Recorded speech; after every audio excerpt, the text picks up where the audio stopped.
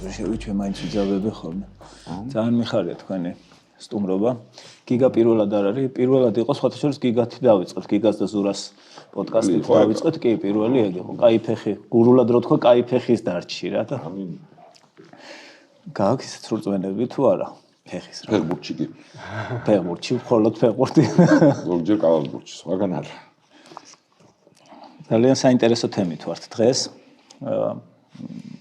მნიშვნელოვანით ამავე დროს გვინდა არ გვინდა კი გვაქვს რაღაცნაირად ეს მიდგომა რომ ჩვენ თავს მივხედოთ და აქ კონცენტრირდეთ რაც პრობლემები გვაქვს და რაც მოსაგვარებელი გვაქვს მაგრამ იმ ხელა გავლენა თელ სამყაროზე და ჩვენზეც მათ შორის რომ ვერ ვწდებით მაინც ამ თემას, მაგრამ განსაკუთრებით აი ბოლო პერიოდში რაღაც აზრთა სხვადასხვაობაა უშუალოდ ამერიკის პოლიტიკაზე, ტრამპის თქვათ ახალებულ მიდგომაზე, თუ არის ეს ახალებული მასში და ისევ და ისევ რა გავლენა აქვს, ეხლა თქვენ შეხსენება არ გჭირდებათ, რომ თავარი მაინც აქცენტი გვინდა გავაკეთოთ იმაზე, თუ რა გავლენა აქვს ამ ყველაფერს საქართველოზე. შესაბამისად აი ამ ჭრილში იქნება ნახილული, თუმცა რაღაც მოვლენების შეფასებასაც ვერაულით გვერდს.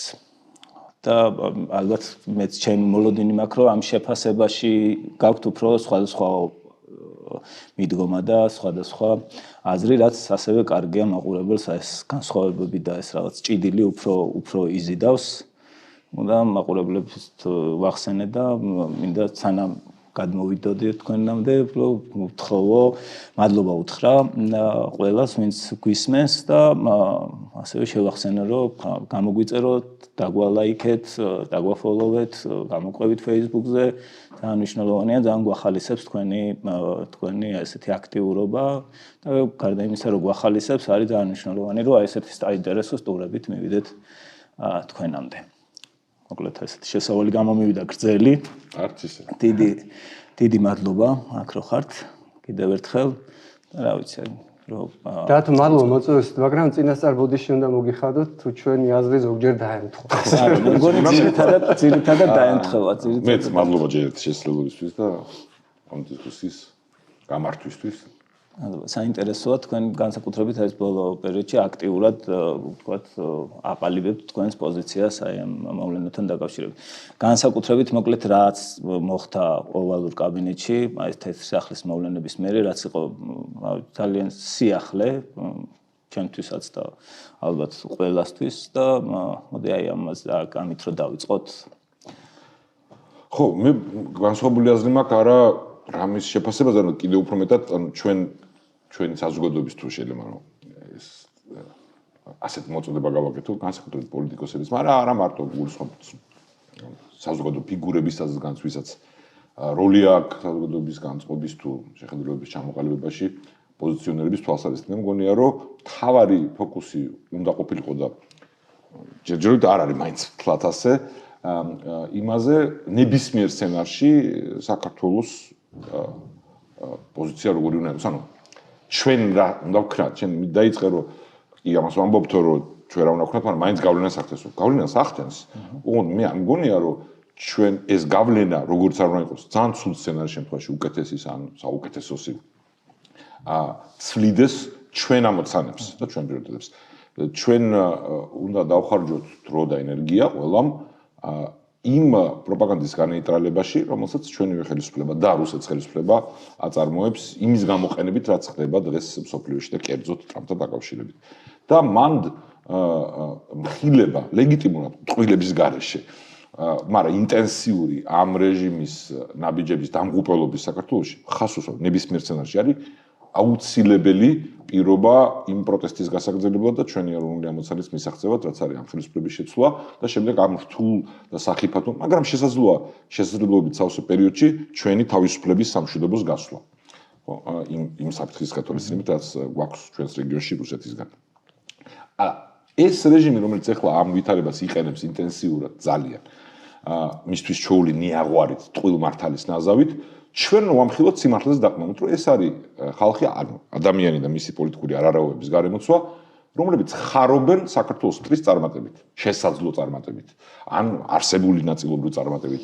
ანუ ამაზე აქვს ფსონი დადებული და ამას იძახიან ზოგჯერ უფრო ეფექტურად აკეთებენ ამას რომ საზოგადოების ნაწილი შეცდომაში შეიყვანონ რომ აი წუხიდით აკეთებენ რომ აი ჩვენ მართლები აღმოჩნდით ხედავთ საით მიდის სოფლიო აღარ ჩამოთვლი ხა არგუმენტებს და ამიტომ გონივრული იყო ჩვენი ჩაწოლა და ასე შემდეგ მაგრამ ზოგჯერ ბოდიში ამ სლენგისთვის გაასხავენ ხოლმე ან მოსრეალდებიან და რაც გულში აქვს და რაც რეალურად მათ არს ამ კაცის და მისი გარდაც არს გამოხატავს იმას იძახიან ხოლმე და ჩემთვის ამის ნიშანი იყო ყველგან ვიმეორებ ყველას მოუწოდებო ნახონ იმიტომ რომ ძალიან ნიშანდობლივი არის იმ ხალხისთვისაც ვინც ჩვენ შეხედულებებს ფუნდამენტურ საკითხებზე ანუ ფუნდამენტურში გულისხმობ ივანიშვილის რეჟიმის კურსს არ იზიარებს ნახონ მათი მთავარი პროპაგანდისტის შალვა რამიშვილის გამოსვლა ხო რომელსაც აი ბოლომდე მოსრიალდა ხო რომ სიხარულით სასეწიენ აი ამ ძალიან ცუდი ეპიზოდის გამო საქართველოსთვის უკრაინისთვის ჩემი აზრით თავისუფალი სამყაროსთვის გულისხმობ იმ ეპიზოდს რომელზეც თქვენ გაამახვილეთ უბრალდება ხო ბუნებრივია რომ პირდაპირ თქვა რომ რატო უკრაინის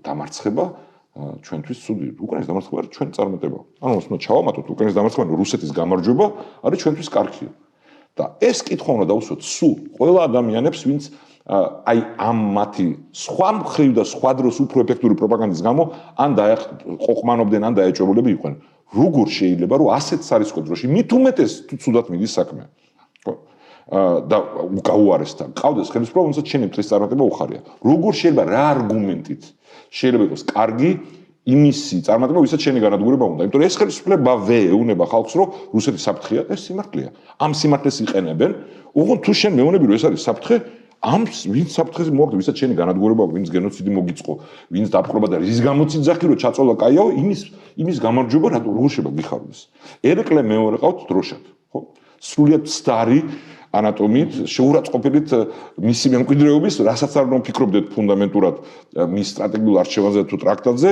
ეს იყო ადამიანი რომელიც ცდილობდა იმ წამს ვინც იყო ჩვენთვის ყველაზე დიდი საფრთხე საქართველოსთვის ამ საფრთხის განაიტრალებას გარე ძალებით დასავლეთი ცდილობდა არ გამოუვიდა მე რუსეთი ჩათვალა რომ იყო და ამ დისკუსიაში არ ჩავდივარ უბრალოდ ამ კაცის როგორ შეიძლება გახარებოდა რომ ის ვინც დღეს საფრთხეა მისივე თქვით ის გაძლიერდა და ბალანსი აი შუა საუკუნეებრივი პრინციპითაც რომ მივიდგეთ არა თანამედროვე სამყაროსი იმ რეგიონში ბალანსი შეიცვალა ერთი შენი მტრის სასარგებლოდ ეს უნდა იყოს ჩვენი თავი გზავნილი ეს ერთი მეორე ჩვენ სწორედ ამავე ამოცანიდან გამომდინარე არ უნდა ავყვეთ როგორი ანალიზიც არ უნდა გქონდეს და მან პოლიტიკოსებს განსაკუთრებით ეხება ეს მარასხვებსაც ამ რაღაც სასოწარკვეთაში ხო ანუ სანამ არ მომხდარა რამე ძალიან ცუდი წინასწარ მოთქმა და გამოცხადება აპოკალიფსის არა ვიცი არმაგედონის სხვა ტერმინებს ხარ ხო არასწორი არის უბრალოდ პრაგმატულად არასწორია ანუ თვალი კი არ უნდა დავხუჭოთ მას კეთებს ხო კარგად არის ყველაფერი როცა სახიფათოა დრო მაგრამ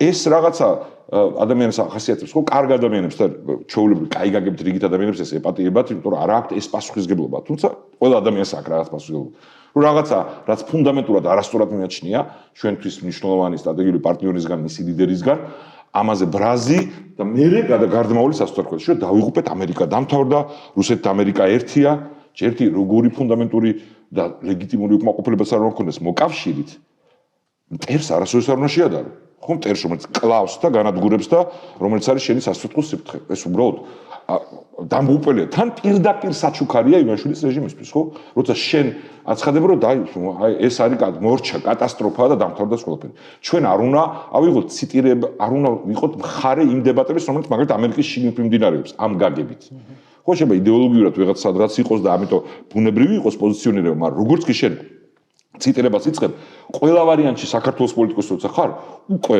მიქარა ხო ყველა ციტატად მარტო პრეზიდენტ ტრამპის ადმინისტრაციის გერხება ბაიდენის ადმინისტრაცია იქნება თუ ობამასაც კი რომელიც რისეტის კრიტიკა აბსოლუტურად ლეგიტიმურია ხო განსაკუთრებით იმ მოვლენების შემდეგ რაც მოხდა უფრო დამაჯერებელია მაგრამ შეფასებები ტერმინები მით უმეტეს მოქმედ პრეზიდენტ მიმართებაში უნდა გამოიყენო ისე რომ შენი ქვეყნის თავისუფლების მტრებისთვის საჩუქარი არ იყოს რაც ნახეთ კიდევაც ხო ეხლა ივანიშვილის რეჟიმისგან ადრეული გამონათქვამები ტრამპთან დაკავშირებით ხო რუსეთის ჯაშუში ოპოზიციის ლიდერებისგან და ეს საჩუქარია მათთვის რომ იმის და მიუხედავად რაც არ იქნება გამოიყენონ დემორალიზაციისთვის საზოგადოების და გათანაბრებისთვის მტრის და მოყვარის და პარტნიორის და აი პირდაპირ ვთქვათ იმ განწყობისთვის რომ ხო ბოროტებამ გაიმარჯვა და აქედან ერთი ნაბიჯია იქამდე რასაც ივანიშვილის რეჟიმი ცდილობს რომ ნუ ახლა უნდა შევეგუოთ ამას ისევე როგორც პრეზიდენტ ზელენსკი, რომელიც არის უკრაინის ლეგიტიმური პრეზიდენტი, რომელმაც ისტორიული სიმტკიცე გამოიჩინა, ესეთ მომენტში და იმსახურებს ყველა ნორმალური ადამიანის ამ თვალსაზრისით პატრიოტიზმს და ჩვენი ეროვნული ინტერესიდან გამომდინარე იმსახურებს მხარდაჭერას, როგორც უკრაინის პრეზიდენტი, ხო? მაგრამ ლაპარაკი იმაზე, რომ აი ნებისმიერი ამბისას, განხილვისას ჩვენ არ უნდა ვიფიქროთ იმაზე, ასეთ რთულ ვითარებაში რა არის სწორი სტრატეგია, მაგალითად ამ შეხვედრაზე. ან ზოგადად დიპლომატიურად და ვინც იტყვის რომ აი ეს შეიძლება არ იყო სწორი ნაბიჯი მის მხრიდან ამაზე ისტერიკა დაიმართოს ვიღაცამ რომ როგორ აპრავებთ ტრამპს მე ციტირებ ხა ცნობილ ადამიანებს რიგით ადამიანებს არა ეს კომიკური არასერიოზული და ინფანტილური არ შეიძლება ამის ასე საკითხის დაყენება დისკუსია შეიძლება იყოს და უნდა იყოს ამ თემაზეც ოღონდ ხა პოლიტიკოსის თვალთ მიმოხილველიც არ უნდა იქცეს ზოგჯერ გვეპარება ხოლმე ჩემ თავს გულისხმობ პირველ რიგში, მაგრამ მანდაც ისტერიკის გარეშე, ხო? ჩვეულებრივი ამბავია შენ მოკავშირეზე, სწორედ იმიტომ, რომ საქართველოს ეროვნული ინტერესია ჩვენთვის თავარი და აქედან გამომდინარე უკრაინის და ყველა ნორმალური ადამიანისთვის უკრაინის თანადგომა ბუნებრივი ინსტინქტია, შეიძლება ადამიანი წუხდეს, მოსაზრება ქონდეს, რომ ესა თუ ის საკითხი ამ ქვეყნის ლიდერმა წარმართა არა ისე, რაც უკრაინის ინტერესში, მის ინტერესში შეიძლება ყოფილიყო და აქ ასე დაყოფა ტრამპისტებად ანტრეპისტებად კომიკურია. მე ჩემს საყვარელი იყო და მე მორჩები გამიგზავნა ბოდიში. თან პასუხი მოგთხოვა. შენიშნო გითხებ გძელი პოდკასტები არ ვარ გავა და მარტო შესავალი სიტყვა ნახე რა. ხო, მაგრამ მე აღარ ვიქნებ ეს გზები. ერთ-ერთმა მოგუხსნა რომ ეხლა რა სიტყვით ჩვენ მოგმართეს. მე რატომღაც ხო, რაღაც როგორ ჩანს სწორედ ამ ჩვენი პოზიციების გამო რომ აი ეხლა პასუხისგებლობა გეკისრება თქვენ გამპრავებლებო და რაღაცა ეს არის აბსურდი, ეს არის საბავშვობაღი, ეს არის ის რაც ივანიშვილის რეჟიმს და ზოგადად კლიმატს საზოგადოებაში ვნებს და დღევანდელი ინციდენტი დღეს ხო რელიგიური დღესდღეობრივი კათოლიკეებისთვის მნიშვნელოვანი, რომლებიც ჯვარს იკეთებენ და ეხლა რაც ნახე არის რაღაცა მოთქვა ივანიშვილის რეჟიმის პროპაგანდა მას იყენებს, ნახეთ ჩვენი მოკავშირე მორწმუნეები, რელიგიური ხალხი მოვიდა ხო ეს მათი ფარისეველი აფერისტები ესენი ვითომ ეს არის და ჩვენ ბანაკში ანუ იმ ბანაკში ვინც ფუნდამენტურად თავისუფალი ქვეყანა გვინდა თავისუფალ სამყაროს ნაწილი დაარწმენის თავისუფლება მათ შორის სრული გაუგებრობა და ისტერიკა ნახე ისინი წაყოლებიან მეორე მხრიდან და დავიწყდათ რომ ბაიდენიც და ნენსი პელოსის კათოლიკეები არიან და ისინი მათაც იგივე სიმბოლო ჰქონდათ რატომ მოვიყვანე ხე ეს ერთი მაგალითი ხო განწყობის საკითხი არის ხო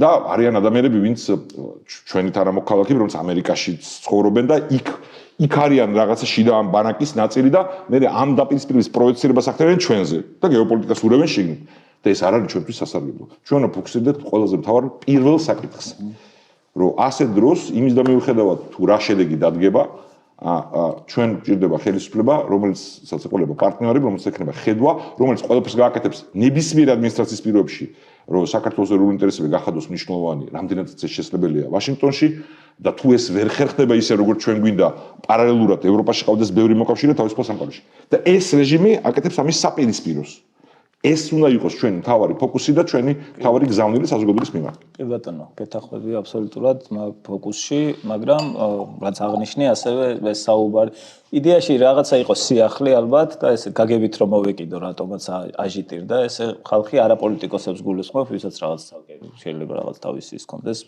თავის გასასამართებლად რაღაც მიეცა საბაბი, სიახლე იყო და აი სიახლე უბრალოდ როცა ესეთი რამე ხდება, ნუ ბუნებრივად იწევს აი ამ ასრთა სხვადასხვაობას რაღაც ჭიდილს და მე დაალაგდება. ისევ და ისევ ლაპარაკი არის ალბათ აი ამის გადალახვის ის ლაპარაკში დაიწმინდება ალბათ რაზე უნდა ფოკუსირდეთ და რაზე არა. თქვენ რას ფიქრობთ?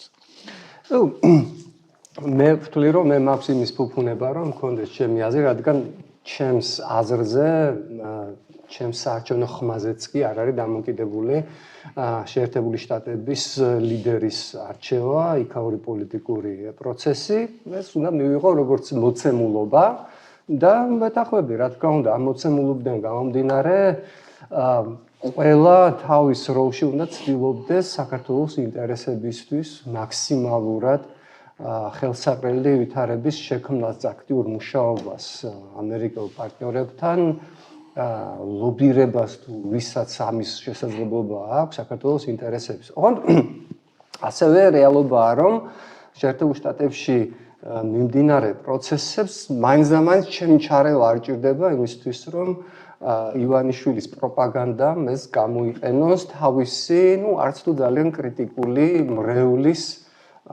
მრევლის აზრზე ზემოქმედებისთვის.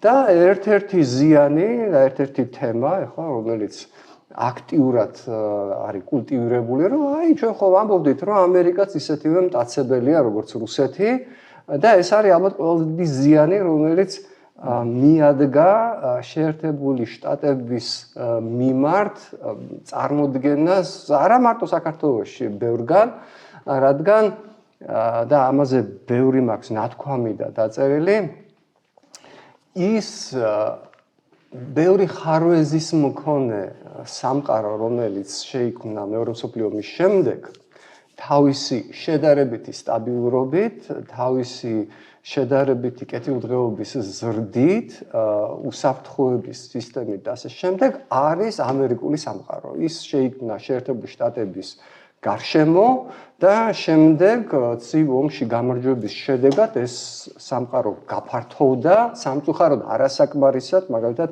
საქართველოს აღმოჩნდა აი ნაცრისფერ რაღაცა ზონაში უკრაინასთან ერთად და მე აღმოჩნდა რომ ეს ნაცრისფერი ზონები პირდაპირ წითელი ზონებია, რომელსაც ეტანება მოძლიერებული რუსეთი. ეს დიდი შეცდომა იყო ჩემი აზრით თავიდანვე, მაგრამ ჩვენი შიდა ვითარებაც არის ამის მიზეზი, ხო, რომელიც ჩვენ ქონდა 90-იან წლებში, ჩვენ უამრავი დრო დავკარგეთ და ენერგია სხვაგან იყო მიმართული, ხო?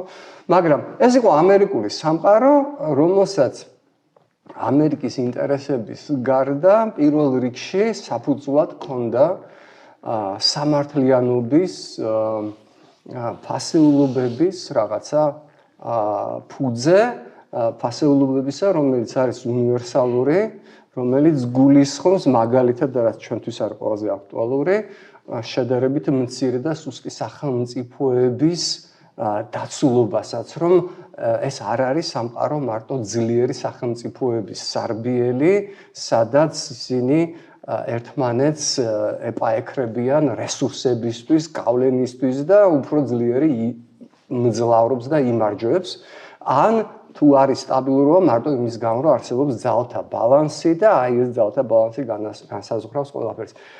ზუსტად ამის საპირისპირო სამყარო შექმნა შეერთებული შტატების ფასეულობებზე, მათ წარმოდგენაზე, სამართლიანობაზე, დემოკრატიულობაზე, აი შეერთებული შტატების მონაწილეობამ საერთაშორისო სისტემაში. და ზუსტად ამას ებრძოდა ყოველთვის ჯერ კომუნისტური ბანაკი, შემდეგ აი ახლახანს გამოჩეკილი თითქოს ულტრაკონსერვატიული მიმარჯვენე რაღაც დაჯგუფება, რომელსაც ცდილობს მიეტმასნოს ყოველგვარი ფასეულობებისგან და ყოველგვარი მისგან, აი იგივე ცნებებისგან დაცლილი ჯგუფი ქართულ ოცნებას საკუთარ თავს პარტიას უწოდებს, მაგრამ შემიძლია შევადარო კერძო პოლიტიკურ კომპანიას, აი როგორც ЧВК ვაგნერი არის კერძო სამხედრო კომპანია, ესე არის, იმიტომ რომ გუშინ შეიძლება იყოს და იყო კიდევაც სოციალისტური პარტია და დღეს გვევლინება როგორც ულტრაკონსერვატიული, რაც და ხვალ რასაც დაავალებენ, ზუსტად იმის გაჟღერებას დაიწყებენ ადამიანები, რომელსაც საკუთარი წარმოდგენა ფასეულობებზე ან რაღაც პოლიტიკურ საკითხებზე არ აქვთ, ხო? მაგრამ აი დღეს დიახ, სამწუხარო რეალობაა, რომ ჩემი ყოველგვარი კომენტარის გარეშე ეს ადამიანები თავიანთ, როგორც თქვი, სრულიად ძალიან ასეთ არაკრიტიკულ მიანით მრევლს აჩვენებენ, რომ აი ნახე ამერიკა იგივე მტაცებელია. ეხლა მოდი მე ვეთანხმები გიგას, გუშინ პირველად გავაკეთე კომენტარი ფორმულას ეთერში გიორგი თარგამაძესთან ამ საკითხზე, საერთოდ რაც ტრამპი ხელისუფლებაში მოვიდა, კი, უკრაინის ომზე და შეერთებული შტატების მონაწილეობაზე რეგულარულად ლაპარაკობ ხოლმე. ოღონდ თავარი რისი თქმაც მინდა და რაშიც ვეთანხმები გიგას, დიახ, აბსოლუტურად მავნებელი იქნება და არასწორი იქნება ეს თვით გვემა და აი უშველებელი სატეხვა. არა მარტო წმინდა პრაგმატული მოსაზრებებით, რათა არ მივცეთ რაღაც უპირატესობა, პირდაპირ თქვა რუსეთის აგენტურა, სახიგია შავალ რამიშვილი ახსნა გიგამ და არაფერი უცნაური მაშინ არ არის, რომ ის პირველ პირში ლაპარაკობს მათზე, ვისაც უნდა უხაროდეს უკრაინის მარცხი. ერთი ძველი სტალინის დროინდელი ფილმი მახსოვს საბჭოთა მზვერავზე გერმანიის ზურგში და იქ გერმანელი ოფიცრები გამარჯვების ადგილას სვამენ და ეს კადრი გადადის ამ საბჭოთა მზვერავზე და за победу, за нашу победу. რამიშვილისთვის ის არის თავისიანი და ხო, ჩვენი გამარჯვებაო, ხო? ხო, მაგისთვის ეგ არის თავისიანი და სხვათაშორის ამ ხრივ ტრაგიკულად ქართულ რეალობაში ეს ხალხი უნიკალური არანაირად არ არის. თავის დროზე ამას დავარქვი ვარსკენ-პიტიახშის სინდრომი. ისტორიის ყველა ეტაპზე საქართველოს ყავდა ხალხი, მათ შორის ელიტაში, რომელიც აქტიურად ცდილობდა მიტმასნოდა დამყრობელს შეეთავაზებინა თავისი სამსახური აი ამ პატარა ქვეყნის ან ქვეყნის ნაწილის მართვაში მისთვის. შემცირებული თუ განახევრული თუ შესუსტებული რაღაც სუვერენიტეტის თუ საერთო სუვერენიტეტის არარსებობის ფარგლებში კამაშის ტრაგიკულად სამწუხაროდ ახალი არაფერია, ესეთი რეალობაა და კიდევ ერთხელ დიახ უამრავ ჩემთვის სრულად მიუღებელ მოვლენას ვაკვირდები, რაც მიუღებელი არა მარტო ჩემი ქვეყნის ინტერესებიდან გამომდინარე, ჩემი აზრით ეს შეერთებული შტატებისთვის არის დამაზიანებელი, თუ კი ის კურსი, რომელიც აქამდე არის გამოცხადებული, მაგალითად აქტიური კონფლიქტი დაპირისპირება საკუთარ მოკავშირეებთან, თუ კი ის ხორცს შეისხამს რეალობაში. ხა ორჯერ გამოაცხადა ტარიფები და ორჯერ შეაჩერა აი ამ მომენტისთვის გუშინ საღამოს კიდევ ერთხელ შეაჩერა ტარიფები, რომელიც გამოაცხადა აპრილში რაც დაანონსა. მეორეჯერ გამოცხადებული, კონკრეტულად ავტომობილებზე ტარიფები შეაჩერა ერთი თვით. ნახოთ რას იზამს. ეს ძალიან დამაზიანებელი მგონია, ოღონდ ჩვენ ეს ადრე მაქვს სულ ნათქვამი, რომ ვინც გეტყვით, რომ ზუსტად იცის რას იზამს ტრამპი, ან არაკომპეტენტური, ან სულელია გატყუებთ. იმიტომ რომ ეს ქაოტურობა იქცა უკვე ერთგვარ ხელწერად, უამრავი რამ იცვლება ყოველწამიერად, აი მაგალითად ეხლა გაჩნდა წინაპირობები იმისთვის, რომ ევროპელმა ლიდერებმა პირდაპირ მნიშვნელობით ხელი ჩაკიდონ ზელენსკის ჩაიყვანონ ვაშინგტონში და ტრამპმა შეიძლება ამჯერზე ხელი მოაწეროს იმ გარიგებას და ამ გარიგებაში, არ მინდა ეხლა დეტალებში შევიდე და ჩემი აზრი გავხსნა, რატო არის ჩემთვის უცნაური, რომ სწორ საქმეში ამერიკის ეროვნულ ინტერესებს რო შეესაბამება დახმარების მხარდაჭერის გაწევა ვინმემ გახადოს დამოკიდებული რაღაც ეკონომიკურ სარგებელთან კავშირზე, მაგრამ მოდი ესე შევხედოთ, რომ დიახ, თუ შეერთებული შტატები ეკონომიკურად დაინტერესებული იქნება უკრაინის სუვერენიტეტის დამოუკიდებლობის ტერიტორიის კონტროლის შენარჩუნებაში, ამაში დადებითი დავინახოთ და ეს შეთანხმება რესურსების, მინერალური რესურსების ათვისების და გაზიარების შესახებ ჩავთვალოთ რაღაც პოზიტივად და ეხლა ჩემი აზრით ამის ალტერნატივას მე ვერ ვხედავ. ყველაზე უფრო ეფექტური მექანიზმი იმისთვის, რომ ტრამპის ადმინისტრაციამ გააგრძელოს უკრაინის მხარდაჭერა არის ეს შეთანხმება. ოღონდ ამ მომენტისთვის აი აქაც ახლა რეალობა ასეთია, რომ ეს დახმარება შეჩერებულია და შეჩერებულია ყველა სფეროში.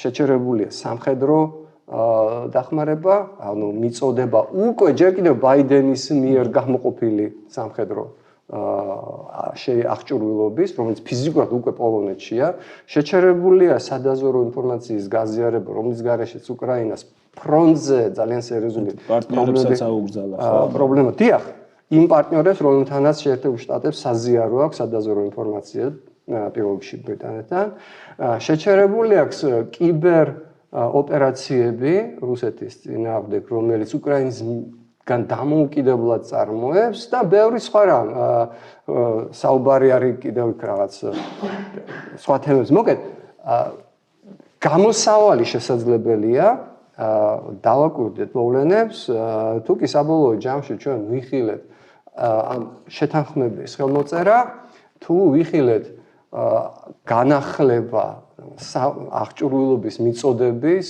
და ფრონტის ხაზზე სადაზვერო ინფორმაციის გაზიარების გაუმარჯოს და იმედია რომ შედეგი იქნება ისეთი რომელიც ჩვენს ქვეყანას ყველაზე მეტად სჭირდება პირველ რიგში უკრაინას, მაგრამ ჩვენი ქვეყნის პერსპექტივიდან ვსაუბრობ მეც და გიგაც ახლა ამ შემთხვევაში. თუმცა აი გლობალური საკითხიც სულ ვცდილობ ხოლმე რომ ამას ხაზი გაუსვა. აი ლაპარაკი იმაზე თუ როგორ იყენებენ ამერიკის შეერთებულ შტატებს ეს ვიღაცა სხვა ქვეყნები. ჩემი აზრით, ძალიან უცნაური მგონია, იმიტომ რომ მოკლედ ვიტყვი, შეერთებული შტატების უსაფრთხოება, კეთილდღეობა, რომელსაც მან მიაღწია მეორე მსოფლიო ომის შემდეგ, პირდაპირ არის დაფუძნებული იმ ალიანსებზე, რომელიც ამერიკის ლიდერობით არის შექმნილი ტრანსატლანტიკური, ტრანსწყნაროკეანური და ბევრი სხვა. ასე რომ ჩემი აზრით შეერთებული ამ მსოფლიო უსაფრთხოების პირველ რიგში ტრანსატლანტიკური უსაფრთხოების არქიტექტურის გადახედვა ძალიან დიდი შეცდომა იქნებოდა. იმედი მაქვს, რომ მისი ადმინისტრაცია საბოლოო ჯამში ჩამოყალიბდება. ჯერ გვაქვს ერთგვარი ესეთი დუღილის პროცესი, უყვარს ეს დუღილი პირადად, მისი სტილია, კერძო თავის ბიზნეს საქმიანობაში ამას ყოველთვის იყენებდა ტაქტიკად, საკუთარი მიზნების მისაღწევად, როდესაც მეორე მხარეს აბნევს იქ მაგიდაზე კარტებს უყრის, ან იქ რაღაცა მაქსიმალისტური რაღაც მიდგომებით იწყებს. ხო, ოღონდ ისიც ბევრს მოხვდა თვალში, ხო, რომ აი ეს მაქსიმალისტური მიდგომები ჩვენ ვიხილეთ მოკავშირეების და უკრაინის მიმართ და ჯერჯერობით რუსეთის მიმართ რაღაც მტკიცე პოზიცია ჩვენ არ გვინახავს. ნახოთ თუ კი აი შემდეგი სერია აი ამ დრამის დასრულდა იმით, რომ აი უკრაინამ როგორღაც გადალახა ის კრიზისი, რომელიც პიროვნულ კრიზისზე მაქვს საუბარი. სხვათა შორის სულად უსაფუძვლო. ამაზეც შემიძლია ჩემი აზრი გითხრათ, კი ბატონო, მე ვეთანხმები გიგას, რომ როდესაც მიდიხარ ასეთ ადამიანთან და იცი რომ ასეთია, იცი რომ რისკის ქვეშ არის ის მხარდაჭერა, რომელზედაც დამოკიდებულია შენი ქვეყნის ყოფნა არ ყოფნა პრაქტიკულად. შენ ბევრად უფრო ფრთხილად უნდა მოიქცე, შეეძლო მის გარემოცვას დაერიგებინა ზელენსკი, როგორ უნდა მოქცეულიყო, რომ მაგალითად იქ ფარი ზაქარიამ თქვა, რომ აი მე რომ ჩასულიყავი, მე ვეტყოდი ტრამპს, რომ იცით, აი კიევში გადავწყვიტებ სოფლიოში ყველაზე მაღალი ტრამპ ტაუერის აშენება. მე ჩამოგიტანეთ იქ ვიღაცა ვოლოდიმირ წმინდანის ორდენი, რომელიც აქამდე არ არსებობდა და აი შენთვის შევქმენით. სხვათა შორის ბრიტანეთის პრემიერ-მინისტრმა აი ერთობლივ შეხვედრაზე თეთრსახში ამოიღო ჯიბიდან პომპეზურად, რომ აი მეფის ყველაზე განსაკუთრებული წარმოუდგენლად სპეციალური მხოლოდ და მხოლოდ შენთვის დაწერილი წერილი გამომატანა უპრეცედენტო მეორე სახელმწიფო ვიზიტის მოწვევით და მთელი ამბებით და ამას გულისხმობენ ბოდიშით, როცა ამბობენ, რომ აი რაღაც რეალობას, ანუ ემოცია უნდა დავივიწყოთ და რეალობა უნდა გავითვალისწინოთ, ამას ხო არ გულისხმობენ, არა? თუ შეიძლება, აი დავამთ ბოლო ვაზრს. არა, მე შევხედავ, ბოდიში არ ვაწყვეტინებ, ანუ მოგეთ, მე მინდა ერთი რამე თქვა, ეს აზრი გამოვთქვი კიდევაც ამას წინათ, რომ კი, რა თქმა უნდა, ასე უნდა მოქცეულიყო, რა თქმა უნდა არ უნდა აყოლოდა ვენსის პროვოკაციას და საერთოდ ვიცე-პრეზიდენტის საქმე არ არის ჩარევა პრეზიდენტების საუბარში. საერთოდ ვიცე-პრეზიდენტის საქმე არ არის იქ ჯდომა. არაფერი არ ესაქმებოდა მას იქ და არაფერში არ იყო პრაქტიკულად საჭირო მისი მონაწილეობა იმ საუბარში საერთოდ მით უმეტეს იმ ფორმით რომელიც მან აერჩია, მაგრამ კი ბატონო რაციონალურად რა თქმა უნდა ზელენსკის თავი რომ უნდა აეცილებინა ამ პროვოკაციაზე ასე ვთქვათ წაყოლა, რომელმაც შემდეგ უკვე ააგდო თვითონ ტრამპი და ასე. მაგრამ ვინც ასე მკაცრად განიკითხავს ზელენსკის და მის აქციელს, ძალიან მარტივი ერთი ფაქტი რჩება ყურადღებიდან. ადამიანური ფაქტორი. და ეს იგივე ადამიანური ფაქტორია, ზოგი უწოდებს რომ გიჟია და საერთოდ არაადეკვატური. სხვანაირი და რაციონალური და დაალაგებული რო ყოფილიყო, შეიძლება ზელენსკი არ დარჩენილიყო იმ ღამეს. კიევში და ჩაბარებული იქნებოდა. ზელენსკი რომ ისეთია, როგორიც არის, რამაც გამოიწვია ეს პირდაპირ შეჯახება თეთრ სახლში, ეგ იგივე მიზეზია, რის გამოც ზელენსკიმ გმირულად გადაწყვიტა საკუთარი თავის გადადება და თავისი ქვეყნისთვის ბრძოლაში ლიდერობა, რომელიც გარდაუვალი სულაც არ იყო. უამრავი ქვეყანა, იმიტომ რომ რაციონალურად შეგახსენებთ, რანაირი პროგნოზები კეთდებოდა 22 წლის დასაწყისში, რამდენ დღეში თუ რამდენ კვირაში დაამარცხებს რუსეთი უკრაინას. რაციონალურად არ იყო არანაირად გარდაუვალი, რომ ზელენსკი გადაწყვეტდა ბრძოლას დამოკიდებულებას. ზუსტად იმიტომ გადაწყვეტა, როგორიც არის. და დიახ, ეს რაღაც სიტუაციებში შეიძლება ნაკლიცაა. ასე რომ კი მეც ვთვლი, რომ მე რომ ყოფილიყავი ზელენსკის მრჩეველი, აი უამრავ გამზადებულ რაღაც სულებს შეთავაზებდი ტრამპის გულის მოსაგებად, იმიტომ რომ ყველაზე უფრო მეტად სოფლიოს ისტორიაში ჩემი აზრით არის ასე ვთქვათ მიდრეკილი მოლიქნელობის მისაღებად და манипуლირებადია და პრაქტიკულიც მიმაჩნია რომ იქნებოდა ზელენსკის მხრიდან ის გაკეთება, მაგრამ მეორე საკითხია საერთოდ ეს განწყობა რამდენად იყო და იყო თუ არა სულ შემთხვევითობა და ფაქტია რომ აი ვინც კიდევ ერთხელ ვინც აკრიტიკებს ზელენსკის პრაქტიკული თვალსაზრისით დიახ რაციონალურად რა თქმა უნდა ასე არ უნდა მოქცეულიყო მეთანხმები უფრო მეტიც უნდა ჩასულიყო გამზადებული პაკეტით გათინაუარების და რაღაცების შეთავაზების. ხო, გეთანხმებით, არ ვიცი, რამდენად სწორი იქნებოდა. რეალობა შედეგს რამდენად ეს ჩვენ შეგვიძლია ამაზე მხოლოდ სპეკულაციები ავაწყოთ, ხო, რა იქნებოდა. რა იყო აი იმაზე ვსაუბრობთ ახლა. მაგრამ იყო იმიტომ რომ ზელენსკი არის ისეთი როგორიც არის და ეს არის მთავარი მიზეზი რატომ არ არის რუსეთი დღეს კიევში. მადლობა, ეს არის მე დროს აღარ დავხარჯავ იმაზე, რაზეც ვეთანხმები პირდაპირ გადავალ იმაზე, რაზეც განსხვავებული აზრი გვაქვს და ამიტომ დისკუსიაც გამოვა. ყველაზე მთავარი და ისე ვწუხარ რომ ჩვენ ამბავს უბრუნდები, მაგრამ მაინც ანუ გიორგი შენ თქვი რომ იცი ამათ მრევლთან ნიშნულობა იმათ მრევლს ყველაფერს აჭმევსო და შალვარამიშვილიო. მე ამგონია რომ ეს მარტივად არის საქმე. ანუ ის ხალხი ვისაც უწფელად უხარია ჩვენი ტრის წარმატება, ხო ყველა ქვეყანაში შეიძლება იყოს ეს ხალხი ამ ხარისხით გზააბნეული, მაგრამ ეს არის დიდი უმცირესობა.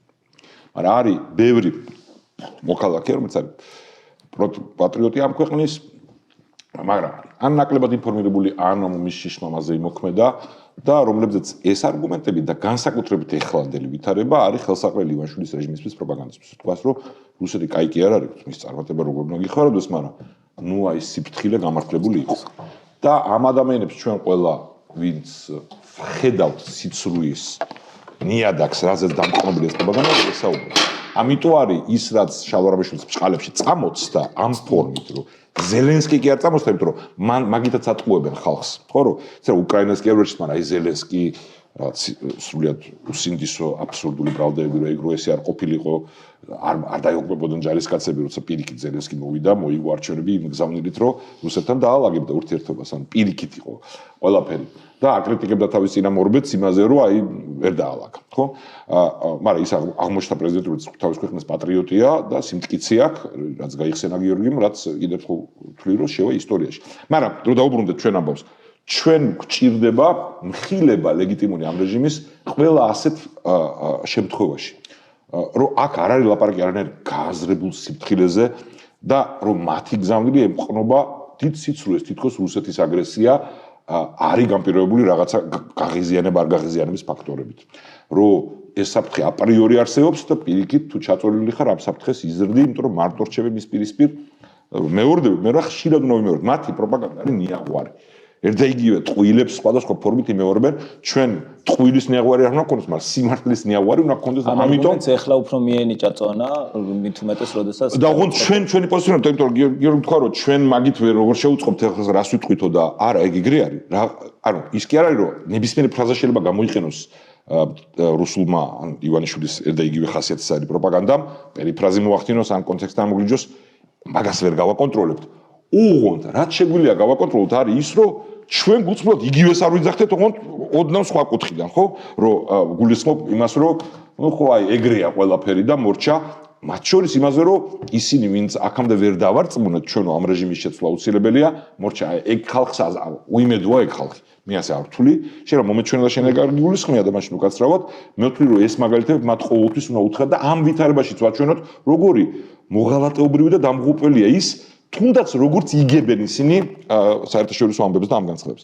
მაგრამ მეორე, გიორგი თქვა, რომ თავარი პრობლემა ეს არის, რომ ეხლა გამოჩნდა, რომ ამერიკაც ისეთი მტაცებელიაო. არ გამოჩნდა, არგუმენტი მისცა იმათ, ვინც ესეთ ვინც ამას იძახის, ხო, ბოდიში, ვიცი რომ შენ ესე არ თვლი, ხო, მაგრამ ეგეც უნდა ხშირად უთხრათ, ანუ შედარება ამერიკის ან თუნდაც ჩინეთის ან არ ვიცი, ირანის და ამერიკის თუ ტრამპისეული ტრანზაქციულობისაც კი აცდენილია რეალობას საოცრად. ხო, მაგრამ საბაბი ხო აქვს.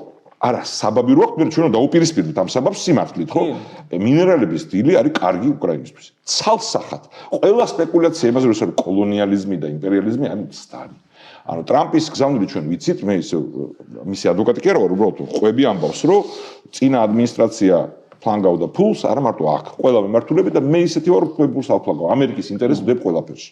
ანუ იქ ზოგიერთმა გაიხსენეს ძალიან კარგად. რომ ამერიკამ რუზველტმა ანუ შემოქმედმა არქიტექტურის კაიროსი და შემდეგ ბრიტანეთს გაერთიანებულ სამეფოს ჩერჩილს დახმარება გაუწია ვალის სახით და 2006 წლამდე იხდიდნენ ამ ვალს. ხო, ანუ რამე სიახლე არ არის ამაში რომ შენი ხალხის დოვლათსაც რომ მიდის სწორ საქმეზეც კი ტრანზაქციული იყო. ამიტომ მან პრობლემა ბოდიში კი გაგაწყვეტილებ. უფრო მე მგონი აი გრენლანდიასთან, პანამასთან მიმართებაში მის დამოკიდებულება იგულისხმა.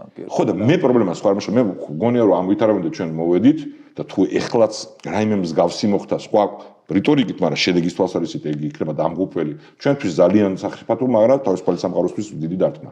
რომ ციომში საბჭოთა ბოროტების იმპერიის დამარცხების შემდეგ ადეკვატური ძალის პროექცირება არ მოხდა. მეორე მსოფლიო ომის შემდეგ შეერთებულ შტატებმა უზარმაზარი სამხედრო ძალა განათავსა ევროპაში საბჭოთა საფრთხის გამო. უზარმაზარი და უზარმაზარი რესურსი დახარჯა ძალის დემონსტრირებაზე და ეგ იყო საფუძველი.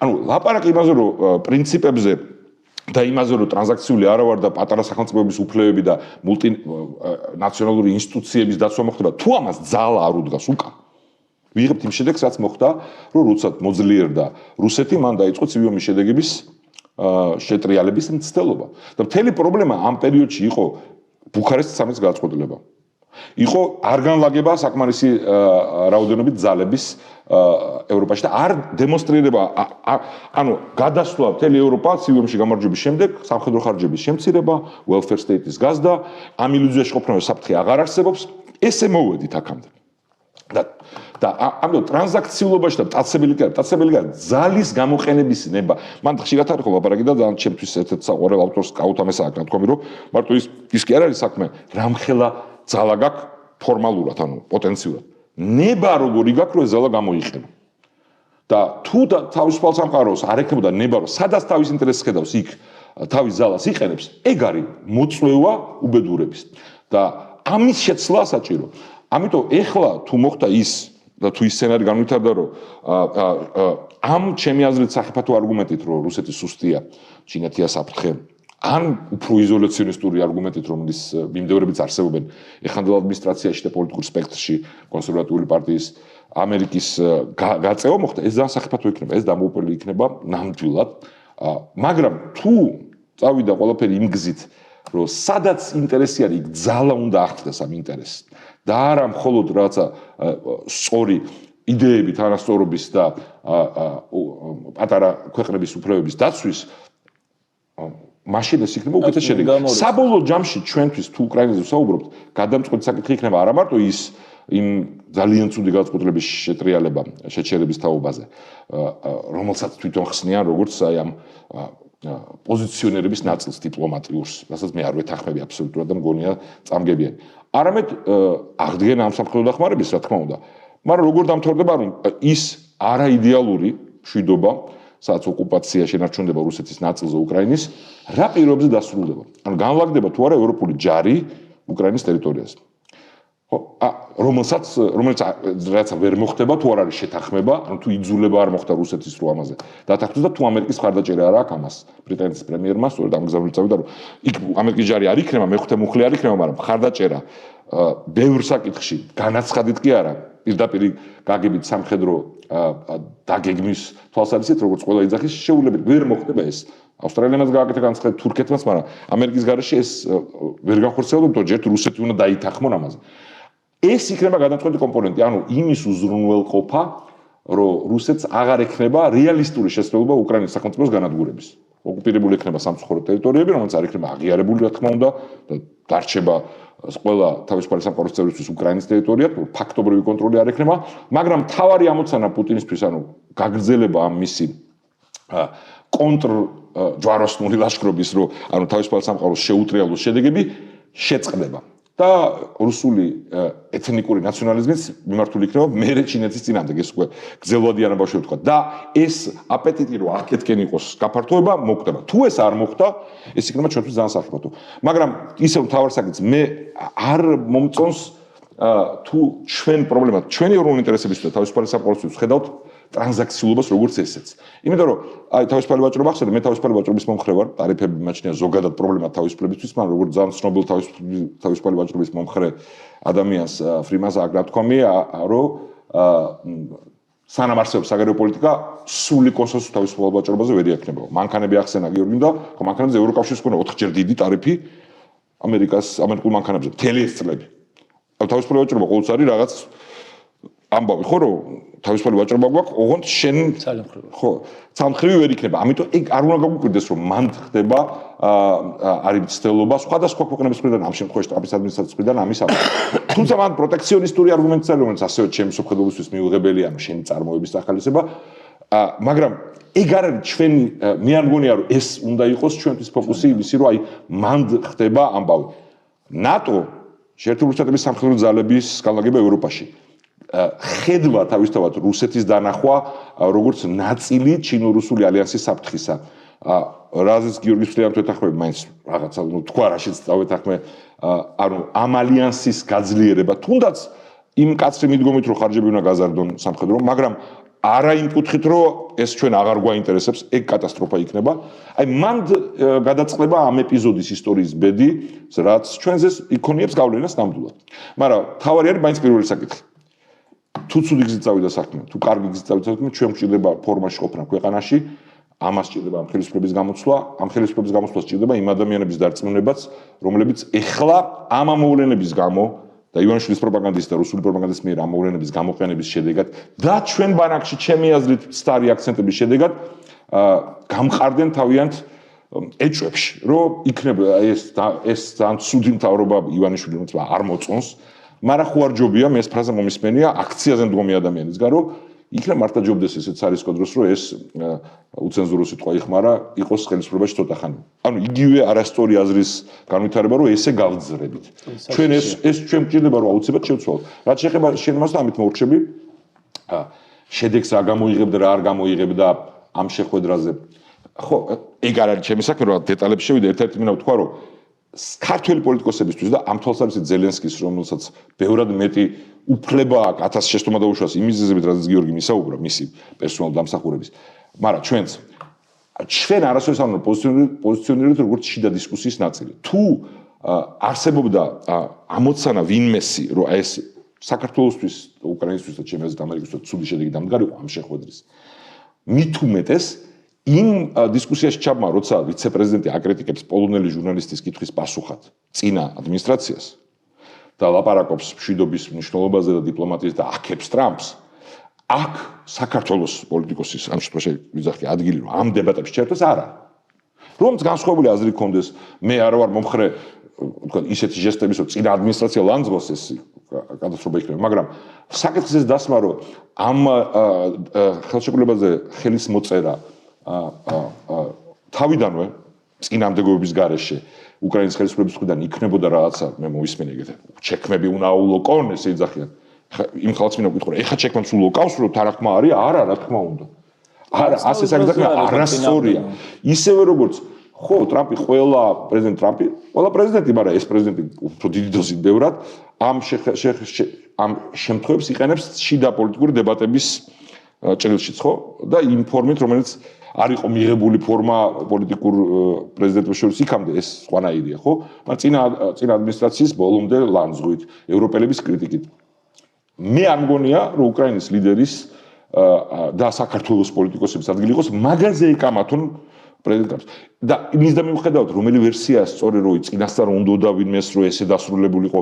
მე თუ მაინდამაც მიწევს ამაზე ვარაუდების გამოთქვა პრეზიდენტ ტრამპს უნდა პოლიტიკური ტრიუმფი წარმატების მას იზოლაციონისტურ ფრაქციას რომელიც არსებობს კონსერვატულ მოძრაობაში შეიძლება გაუხარდეს ის რომ ასე დამთავრდა ეს ამბავი როგორც დამთავრდა მაგრამ ვერავინ ვერ გამოიჩენდა ინიციატივას რომ ეს ესე მომხდარიყო რომ არა გარემოებები რომელმაც მათ ამის შანსი მიცა ამიტომ მინდა იმ ხალხს დავუსვა ხოლმე კითხვა ვინც იძახის რომ ნუ აკრიტიკებთ ზელენსკის კრიტიკა კი არ არის შეიძლება დავარქვა მოსაზრებების გამოთქმა ზელენსკის რო არ რეაგირა აი ამ საკითხებს ხო რაზეც ირეაგირა როცა მან ტრამპმა თქვა რომ ევროპელები საკმარისი არ აკეთებენ ან რო არ რეაგირა ვენსის კრიტიკაზე ბაიდენს იმ ეპიზოდზე რომლიდანაც დაიწყო ვინმე გავამტყუნებდით მას ან ვინმე ვიტყოდით რომ თავმოყარეობაზე უარი თქვა ან მლიქნელობაა ეგ არა რა თქმა უნდა ამიტომ ესე პარალელის დაყრება რომ უნდა ჩასულიყო და ემლიქნელაო ფარიდ ზაქარია კომედი შოუში იყო და ხუმრობდა ამიტომ ასე უნდა მივიღოთ თუმცა გავიგე ის თქმაც უნდა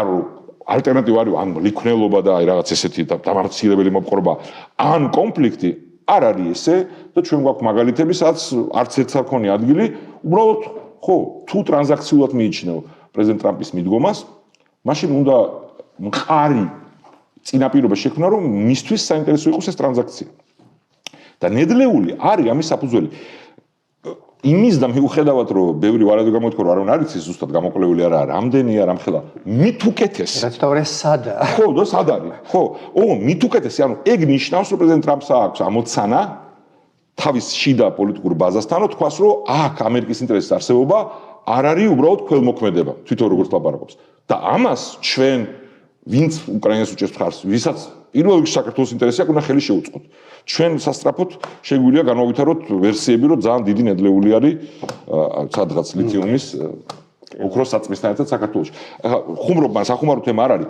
ყველაფერი ჩვენი გეოგრაფიული მდებარეობა საფრთხეები ჩვენ რეგიონში რომელიც მოდის ირანიდან და ირანის და რუსეთის შესაძლო ალიანსიდან თუ ჩინეთის ინტერესების გამტკიცებიდან შუა აზიისთვის ტრანზიტის საკითხი ენერგიის ყველა საკითხი ანაკლიის სპორტი ყველაფერი უნდა გამოიყენო ყველა ადმინისტრაციასთან არა მარტო ტრამპის ვინც არ უნდა იყოს და განსაკუთრებით უთულიო ტრანზაქციულია არგუმენტებად მისი ინტერესისა შექვეყანაში მისი ამორჩევლის დარწმუნებისთვის რომ საქართველოს გულისთვის ამ შემთხვევაში პირველში უკრაინის გულისთვის ღირს ფულის ხარჯვა და რისკით სამხედრო მხარდაჭერის მაინც მოკლე მინდოდა არ გამომივიდა ბოდიში მე პირველ რიგში ბოდიში უნდა მოვიხადო თუ ძალიან გარკვევით არ თქვი და გავიმეორებ მაშინ რომ მე მივესალმები მინერალური რესურსების გაზიარების შესახებ შეთანხმებას მეტიც მე რო ყოფილიყავი ზელენსკის გარემოცვის ნაწილი მას ვურჩევდი სანამ ტრამპს მოვიდოდა რომ შეთავაზებინა არ მაშინ მე მგონი პირველი ბოდიში გადაწყვეტილება მე მგონი იდეა თვითონ თქვა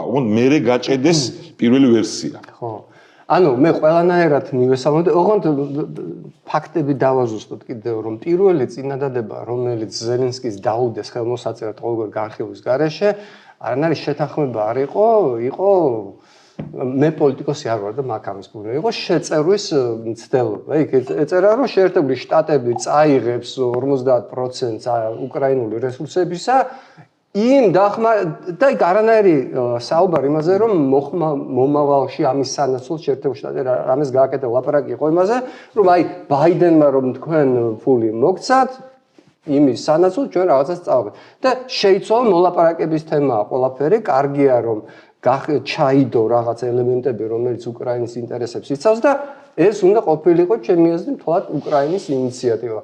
გავიმეორებ ასევე, რომ მე ზელენსკის შეხვედრამდე ვურჩევდი ძალიან კონკრეტულ რაღაცებს, რა არ გაეკეთებინა, რა გაეკეთებინა, არ ვამბობ, რომ კმაყოფილი ვარ იმით, თუ როგორ მოიქცა ზელენსკი იმის პასუხად, რასაც მე ვთვლი სრულიად მიუღებელ სულმცირე პროვოკაციად. იყო ეს დაგეგმილი და ეგრე ჩაფიქრებული, სხვა საკითხია. ხო, ნამდვილად ტრამპის მხრიდან არის, იმიტომ რომ ტრამპი იქ აშკარად იმპროვიზირებულად აყვა ვენს, რომელიც საერთოდ არ უნდა ჩარეულიყო იმ საუბარში. მაგრამ თუმცა ბოდიში შეეძლო ტრამპს გაცილებით ადრე შეეწყვიტა ეს მასკარადი, რაც მოხდა და საერთოდ უნდა ყოფილიყო, მაგრამ ტრამპია ახლა. ხო, ასე რომ მე აბსოლუტურად მაგის და კიდე ისტორიულ საკითხში რაც გიგამ თქვა, თუ რაიმე არასწორად არა ზუსტად გამოვთქვი, შეერთებულმა შტატებმა ორჯერ შექმნა ძალის გამოყენებაზე და ძალით იმ დამკვიდრებულ წესების უზრუნველყოფაზე ვსაუბრობთ. შეერთებულმა შტატებმა ორჯერ შექმნა საერთაშორისო სისტემა, პირველში ერთა ლიგაში ის განერიდა და ერთა ლიგა ის ძალიან კეთილშობილ პრეზიდენტმა კონგრესში წააგო საკუთარი ინიციატივა უილსონმა. ის ერთა ლიგა ძალიან სწორედ ეს იდეალისტურ პრინციპებზე იყო დაფუძნებული, ეგ კი არა საფრანგეთის და შეერთებული შტატების საგარეო მინისტრებმა ხელი მოაწერეს 20-იან წლებში საერთაშორისო დეკლარაციას ომის აკრძალვაზე. ანუ გადასარევად იყო, მაგრამ თუ საერთაშორისო სისტემის თუნდაც ყველაზე სამართლიანის საფუძველში არ დევს ძალა და მისი განხორციელების, იძულების მექანიზმები, მიიღებ 30-იან წლებს და კატასტროფას. ეხლა ქონდა Global Zero გახსოვს იდეა, ობამას გამარჯვების შემდეგ გაჩნდა ბირთვული განულება. ესეც აბსოლუტურად ახალი არ არის 20-იან წლებში დაიწყო მსოფლიო განიარაღების, ანუ ომი აკრძალეს, განიარაღება დაიწყეს და მერე მიიღეს ჰიტლერი. და არა მარტო ჰიტლერი, აქეთ მუსოლინი, იქით იაპონია და შე, ხო? საბჭოთა კავშირი ხო? და მეორე ჯერზე იყო რეალობა, როდესაც აი ეს ამერიკული პრინციპები შეიძლება ისე ნაკლებად ყურში მოსახვედრი, მაგრამ იყო უზრუნველყოფილი ამერიკული ძალით და მთავარი პრობლემა და მინდა რომ ეკამათო, მაგრამ არ გვაქვს საკამათო ამ საკითხზე. მთავარი პრობლემა ზუსტად იმაში იყო, რომ ცივი ომის შემდგომი პერიოდი, რომელსაც სახელიც არა აქვს, ისტორიული სახელი არა აქვს ამ პერიოდს, post cold war, post ცივი ომის პერიოდი. სახელი რატო არ აქვს? იმიტომ რომ არ შეიქმნა მდგრადი ახალი საერთაშორისო სისტემა. და რატო არ შეიქმნა? იმიტომ რომ ის ეფუძნებოდა აი სწორედ იმას, გიგამ მეგონი ზუსტად ეგ იგულისხმო. აი იმ ზედმეტ თავდაჯერებულობას, ილუზიებს, თვითკმაყოფილებას, რომ მორჩა აღარ არსებობს საბჭოთა კავშირი, ესე იგი აღარ არსებობს საფრთხე, ძალიან აქტიურად ლაპარაკობდნენ საერთოდ ნატოს დაშვაზე. და რეალობა კი ესეთია, რომ რატო სჭირს დღეს ევროპას სოფლიოს ყველაზე მდიდარ რეგიონს კატასტროფული, აი რა ვქნათ, რა გვეშველება, საიდან მოვიტანოთ ახლა ამდენი ფული უნდა ჩავდოთ თავდაცვაში, იმიტომ რომ მთელი ამ აწლების განმავლობაში გადაწყვეტილი ქონდათ, რომ აღარ არსებობს საფრთხეები, აღარ მიდიოდა მათი უზარმაზარი ეკონომიკური რესურსი. გერმანია არის სოფლიოს ერთ-ერთი წამყვანი უზარმაზარი გიგანტია ეკონომიკური, საფრანგეთი აღარ ხარჯავდნენ თავდაცვას. ნუ კიდე მეორე საკითხია, სხვათა შორის ეს მარტო ევროპის დანაშაული არ არის, შეერთებული შტატების მიერ შექმნილი სისტემა გულისხმობდა, რომ ისინი არ უნდა ყოფილიყვნენ წამყვანი. გერმანია საერთოდ კონსტიტუციაში ჩაუწერეს, ხო, რომ ეს პაციფისტური სახელმწიფო უნდა ყოფილიყო. ისევე როგორც იაპონიას, რა, იაპონიას არ შეუძლია იყოს ბევრ უფრო დიდი სამხედრო ძალა, ვიდრე აქ და ეხლა არ იქნება, აი თუ ჩვენ ვიხილეთ შეერთებული შტატების განრიდება ამ საერთაშორისო სისტემიდან, რაც არ მიხსენებია აქამდე. ბირთვული გავრცელების საფრთხე იქნება დიდი. აგაშენა ღმერთმა. ნამდვილად ასეა. თან უკრაინის შემთხვევა იქნება ამისი ყველაზე თვალნათლივი არგუმენტი. გქონდა სახელმწიფოს ბირთვული უზარმაზარი შეიარაღება, სხვა დიდმა სახელმწიფოებმა დაითანხმეს, რომ გაეცა ბირთვული იარაღი, დაუდგნენ გარანტად, მერე გადააგდეს და ერთ-ერთმა მათგანმა თვითონ წაართვა მას მიწაც და სუვერენიტეტი. და აღარანაირი შემაკავებელი ფაქტორი აღარ ექნება ბირთვული იარაღის გავრცელებას.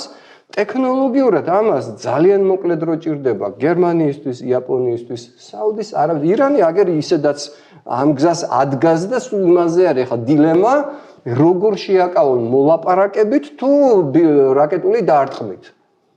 ირანული ბირთვული პრობლემა. მე იმის თქვა მინდა კიდევ ერთხელ და ეს არავის მიმართ კრიტიკა არ არის. რეალობას ვამბობ, რომ ყველა იმ ნაკლოვანებით, რომელთაც არსებობდა ამერიკის ლიდერობით არსებული მსოფლიო წესრიგი, მისი ალტერნატივა არის კატასტროფა. და კატასტროფა პირველ რიგში ჩვენაირი ქვეყნებისთვის. ეხლა მე არ ვიცი რა თანამდებობაზე დანიშნავს მას საოკუპაციო, უკვე ღია საოკუპაციო ხელისუფლება საქართველოში რამე შულს, მაგრამ საქართველოსთვის ეს იქნება კატასტროფა, სამყარო, სადაც მცირე და საშუალო ძალის სახელმწიფოები არ არიან დაცული არც საერთაშორისო შეთანხმებული წესებით და არც მოკავშირეებით. და საქართველოს მთავარი პრობლემა დღეს არის ის, რომ მოკავშირეებზე მან თვითონ თქვა უარი და აქ კიდე აუცილებლად უნდა თქვა, ყველანაირი ლაპარაკი რომ ტრამპი ჩვენი კაცია, იმიტომ რომ ისიც ლაპარაკობს deep state-ზე. deep state პირდაპირ ამათმა გადამოიწერეს, აზრიც ვერ გაიგეს რას ნიშნავს, რო კითხო, რო გააჩერო, ვერ აგიხსნია რა არის deep state-ი. და ეს უამრავი ტერმინები რომ აი ტრამპის მიმართ ხდება ეს სიგნალების გაგზავნა რომ აი შენიანი ვარ ბიჭო ტრამპთან არანაირი შენიანობა არ გამოვა როგორც კი აღმოჩნდება რომ აი ტრანზაქციულობიდან გამომდინარე ან ტრამპის წარმოდგენიდან უამრავ რაღაცაში ჩემთვის მიუღებელია მის წარმოდგენა მაგრამ ძალიან მარტივია იმის ჩვენება თუ რატო არის გამორიცხული ნებისმიერი ლობირების მიუხედავად ტრამპის და ამათი მეგობრობა მოკავშირეობა. ამერიკული ტრამპის ადმინისტრაციამ ერთი მთავარი გზავნილი დატოვა 2020 წელს, როდესაც ჩამოსული იყო მისი საგარეო მდივანი, ერთი მთავარი რამე გააჟღერა, რომ ანაკლი არ მისცეთ ჩინელებს. რეალობა არის მეორე ტრამპს თუ რაიმე საერთაშორისო პოლიტიკაში კვეთრად ჩამოყალიბებული პრინციპი აქვს, ბევრი რამე როგორც ჩანს მას არის მის იქიდან რაც არის ტრადიციული ამერიკის საგარეო და უსაფრთხოების პოლიტიკის, მაგრამ თუ კი რაიმე აი ღრმად გულით ჯერა ეს არის რომ ირანი და ჩინეთი არიან მტრები და ვერ შეფუთავ ვერანაირად ივანიშვილის ფლირტს კი არა, ნუ ჩაბარებას ამ ორის მიმართ. ისე რომ აუხსნა ტრამპს რომ იცი რა ეს არ იყო სერიოზული ჩვენ სინამდვილეში შენ გიყვარდი. ეხლა შავლანათაშვილი ყვებოდა ერთ-ერთ ისევ კომედი გადაცემაში რომ რაღაც ქალი შეხვდა რა როგორ მიყვარხარ ბატონო შავა როგორ მიყვარხარ მაგრამ არჩევნებში სხვას მივეციო და ამაზე ბევრი ვიცით. ამას ტრამპს ვერ აუხსნი. რომ იცი შენ მიყვარხარ მაგრამ რეზოლუციის მხარდამჭერა იყო ამის ცდელობა ხო რაღაცას გაეროში. ხო, არ მგონია რომ ამით ტრამპის გული ბევრად უფრო სერიოზულია მემორანდუმი გაფორმებული არა საქართველოს და ჩინეთის სახალხო რესპუბლიკას შორის, არამედ ქართულ ოცნებას და ჩინეთის კომუნისტურ პარტიას შორის. ბევრად უფრო მეტყველი არის კადრები, როდესაც საოცარი ტექსტი არის იმ დოკუმენტში, რომ კოორდინირებას რომ მოახდენენ საგარეო პოლიტიკურ საკითხებზე და უბრალოდ პირდაპირ მოკავშირის ტექსტი არის რა. და ბევრად უფრო მეტყველი არის, როდესაც ის ხედავს ივანიშვილის პრემიერ-მინისტრს ხამასის და სხვა ძვირფასი ადამიანების გარემოცვაში. ასე რომ ეს თავიდანვე მქონდა ნათქვამი და არანაირი ამის პერსპექტივა არ არის, მაგრამ მე არ ვიცი რამდენად გულწრფელები არიან აი იმის ძახილში რომ ჩვენ აი იმ ცუდ ამერიკელებთან მქონდა ცუდი ურთიერთობა და აი ახლა აი ამ კარგ ამერიკელ ჩვენნაირ ამერიკელებთან დავალაგდით. არ მგონია რომ საერთოდ გულწრფელად ამას ცდილობდნენ, იმიტომ რომ ამისი ჯერჯერობით ნიშანწყალი არ არსებობს. არანაირი დიპლომატიური რაიმე პოლიტიკური ინიციატივა მე არ მინახავს და ჩემთვის ეს არის ძალიან მნიშვნელოვანი. მე არ ვარ პოლიტიკოსი, მაგრამ მე მთელი ჩემი შეგნებული ცხოვრება მაქვს მიძღვნილი საქართველოს უსაფრთხოების დიპლომატიური ინტერესების ასე ვთქვათ სამსახურისადმი. მათ შორის ბოლო 10 წელზე მეტი რაც ამ ხელისუფლების გამო პრაქტიკულ დიპლომატიურ სამსახურში საქმიანობაში არ ოფიციალურში არ მონაწილეობ მიუხედავად იმისა, რომ ბევრი ფორმით ამ სფეროსთან მაქვს შეხება. რომ ამ ხელისუფლებას არ ქონია ოდნავ მაინც ხელშესახები საგარეო და უსაფრთხოების პოლიტიკა, რომელიც შეიძლება განიხილო რაღაცის მცდელობაც მაინც რომ საქართველოს ეროვნულ ინტერესებს ემსახუროს. საერთოდ პოლიტიკად იქცა, პოლიტიკის არ ქონა. მე ვიცი, ჩემი კოლეგების მდგომარეობა უამრავ საელჩოში სანამ იყვნენ მეტნაკლებად პროფესიონალები დარჩენილი, სანამ ბოლომდე შეიძლება 1-2 ახლა წარი, მაგრამ მე ზუსტად ვიცი, რომ მთავარი ინსტრუქცია ჩვენი საელჩოებისადმი იყო, რომ არაფერი არ გაეკეთებინა და ყოფილიყვნენ წყნარად და ეგ არის მე მგონი მთავარი საკითხი. დაალაგებენ თუ არა ადამიანები კითხულობენ და ხო ეს გაეროს ამბავი თვითონ ამისთვის გამოიყენეს, რომ აი ჩვენ შენთან ვართ, თქო დაალაგება ის კი არა, რომ შენ რაღაც მოწერი. და აქ უუქვებს ვებძით ქუჩაში გრამატებით. ანუ მათი სურვილი არის მოღალატეობრივი ძირში. ანუ დაალაგება არის, რომ თავი დაგვანებონ ჭალებში. ანუ არ აინტერესებდეთ საქართველოში რა ხდება. ამას ლობირებენ ჩვენი მონაცემებით, რაც მოსმენილი გვაქვს და მათი პოზიციონირება როგორც არის. ანუ თუ ისინი ნებისმიერ ადმინისტრაციასთან, მათ შორის ტრამპის ადმინისტრაციასთან, რომელიც ახლა არის, ცდილობენ რომ საქართველოს უსაფრთხოებისთვის მიიღონ რამე, ხო, მაშინ გავიგებდი, რომ აი ამას ლობირებს. ოღონდ ეს ნაბიჯი ამ პოზიციონირებით როგორც აქამდე იქცევიან, პირიქით უფრო რთული მისაღწევი ხდება. ამიტომ ერთადერთი ამოცანა მათ არის, რომ ხო, ივანიშვილს რაღაც სანქციები აწუხებს პერსონალურად, მაგრამ ზოგადად რომ ჩვენ ესეთები ვართ, ჩვენ პრობლემას არ შევქმნით. არაფერს არ გთხოვთ, შეგვეშვით. ამაზე უფრო დიდი აღიარება მოღალატეობის არ შეიძლება. იმიტომ რომ ჩვენ მათივე პროპაგანდაზე დაყრდნობით ვიმეორებ კიდევ ერთხელ და რეალობაზე დაყრდნობით გვაქვს დიდი საფრთხეები ამ რეგიონში. რუსეთი პირველ რიგში და არა მარტო პოტენციურად შესაძლოა, ხო, გულისხმობ რუსეთის სხვა მოკავშირეებს, რომელსაც შორს არ არიან. და ამ ვითარებაში მთავრობა გჭირდება, რომელიც ყველგან ეძებს ალიანსებს და თუ ტრანზაქციულად მიიჩნევს ვინმეს თავაზობს ინტერესს თავის ქვეყანაში რატო უნდა იყოს დაცული. ეს ხელისუფლება ამას არ აკეთებს. არაფერს მსგავს არ აკეთებს, უბრალოდ ცდილობს, რომ პროაქტიული პოლიტიკა არ ქონდეს ამერიკას ჩვენს მიმართ. ეგ არის დეფინიცია ღალატის. იმის და მიუხედავად ვიმეორებ, თუ ცუდი სცენარი ხდება და გლობალურად სახიფათო ტრენდი არის, მით უმეტეს ჰიპერაქტიული უნდა იყო, რომ რეგიონში მოკავშირეები ეძებო საფრთხების ასანეიტრალობას. და სოფლობასაც შეეხება, ეგ არის თავი საკითხი, მაგრამ ხო მაგაზეც ხშირად უნდა ვამხილოთ, ხო? Deep State-ის შემოქმედი საქართველოში არის ივანიშვილის რეჟიმი, ბიუროკრატიის ზრდა, ანუ თუ მაინდა-მაინც პარალელები ვინავრეძებოთ, იქ თავარ დებატები რაზეა? მთავრობის ზომის შემცირებაზე, ბიუროკრატიის შემცირებაზე, დერეგულირებაზე, სწორ არასწორს არ შევდივარ, ჩემს სოფლობა კი იცის ხალხმა, მე ზოგადად მცირე მთავრობის მომხრევა ჩემ ქვეყანაში. მაგრამ ეგეც არ არის იმათთვისაც კი ვინც მე არ მეთანხმება და მე მარცხენია და ოპონენტია ამ შემთხვევაში ეს რეჟიმი რომ ვამხილოთ, რომ ფარისევალი მაიმუნი აფერისტები არიან. თვითონ ქვეყანაში ყველაზე მანკიერი ფორმით აქვს deep და გაფართოებული state შექმნა. ამაზე ამყნობენ საკუთარ ძალაუფლებას, თავრობის ფულზე, არაკერძო ინიციატივაზე ყველაფერი. ამიტომ ხო ეგ ტყუილია ისე როგორც სიტყვის თავისუფლებაზე, რო დაიღეს დროშად ეს ვენსის გამოსვლა მიუნხენში. ისევ შეფასებაში კი არ შევდივარ. მე ნაწილს სიტყვის თავისუფლებაზე რაც ვიცე-პრეზიდენტ ვესმა თქვა, ვიზიარებ როგორც მოქალაქე, ჩემი ქვეყნის მის მხარდაჭერას AfD-ს მიმართ მივიჩნევ ფუნდამენტურ შეცდომად და საქართველოს ინტერესებისთვის და თავისუფალი სამყაროს მცდარად, მაგრამ სიტყვის თავისუფლებაზე ვეთანხმები.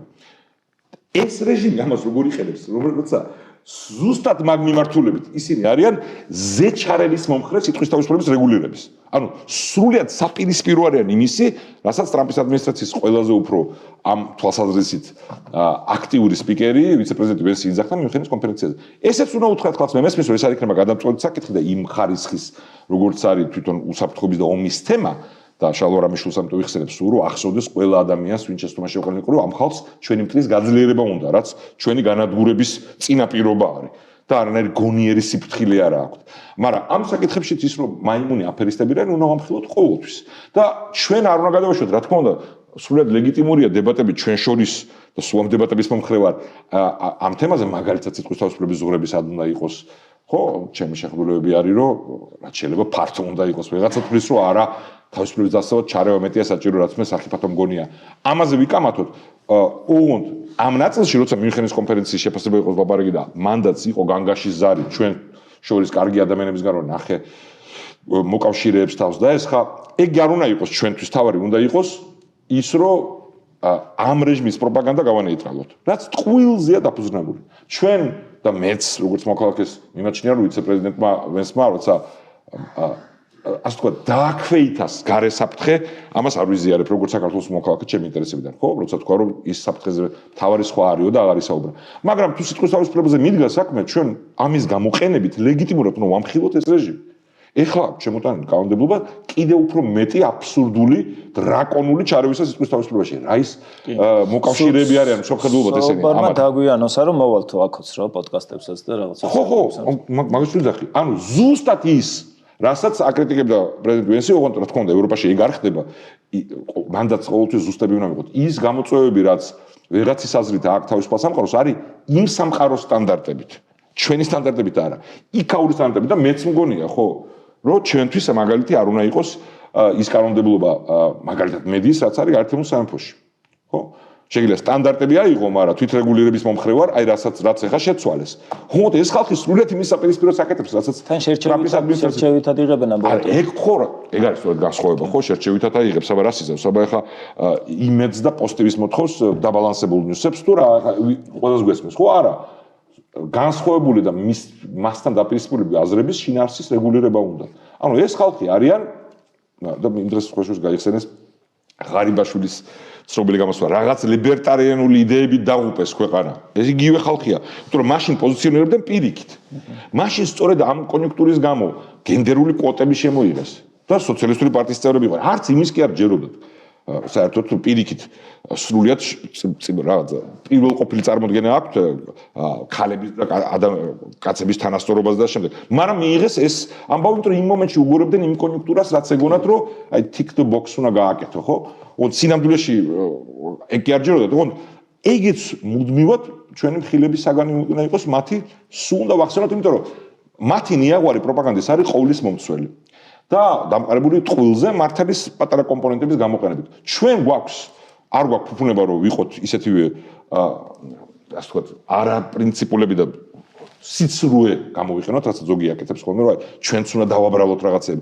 ეგ პირიქით უკან დაგვიბრუნდება, მორალური სიცხადე და უპირატესობა უნდა ქონდეს, მაგრამ გვაქვს საკმარისად მეტი საფუძველი მათი ლეგიტიმურად მხილების დაცინის და არა საზუსტარკვეთას ჩავარდნის, რომ დავიღუპეთ, მოვიდნენ მათი მოკავშირეები ამერიკაში, რაც ასე არ არის და რომც ასე აღმოჩნდეს რაღაც მომენტში, ეგ არ ცulis იმას, რომ ჩვენ იქამდე უნდა ვამხილოთ ისინი მათ მოღალატეობრივ სიცრუეში. მე ერთ კომენტარს გავაკეთე ბრიტანულ კანონმდებლობაზე, რომელიც აქ ძალიან პოპულარული აღმოჩნდა უცბად ქართულ ოცნებაში.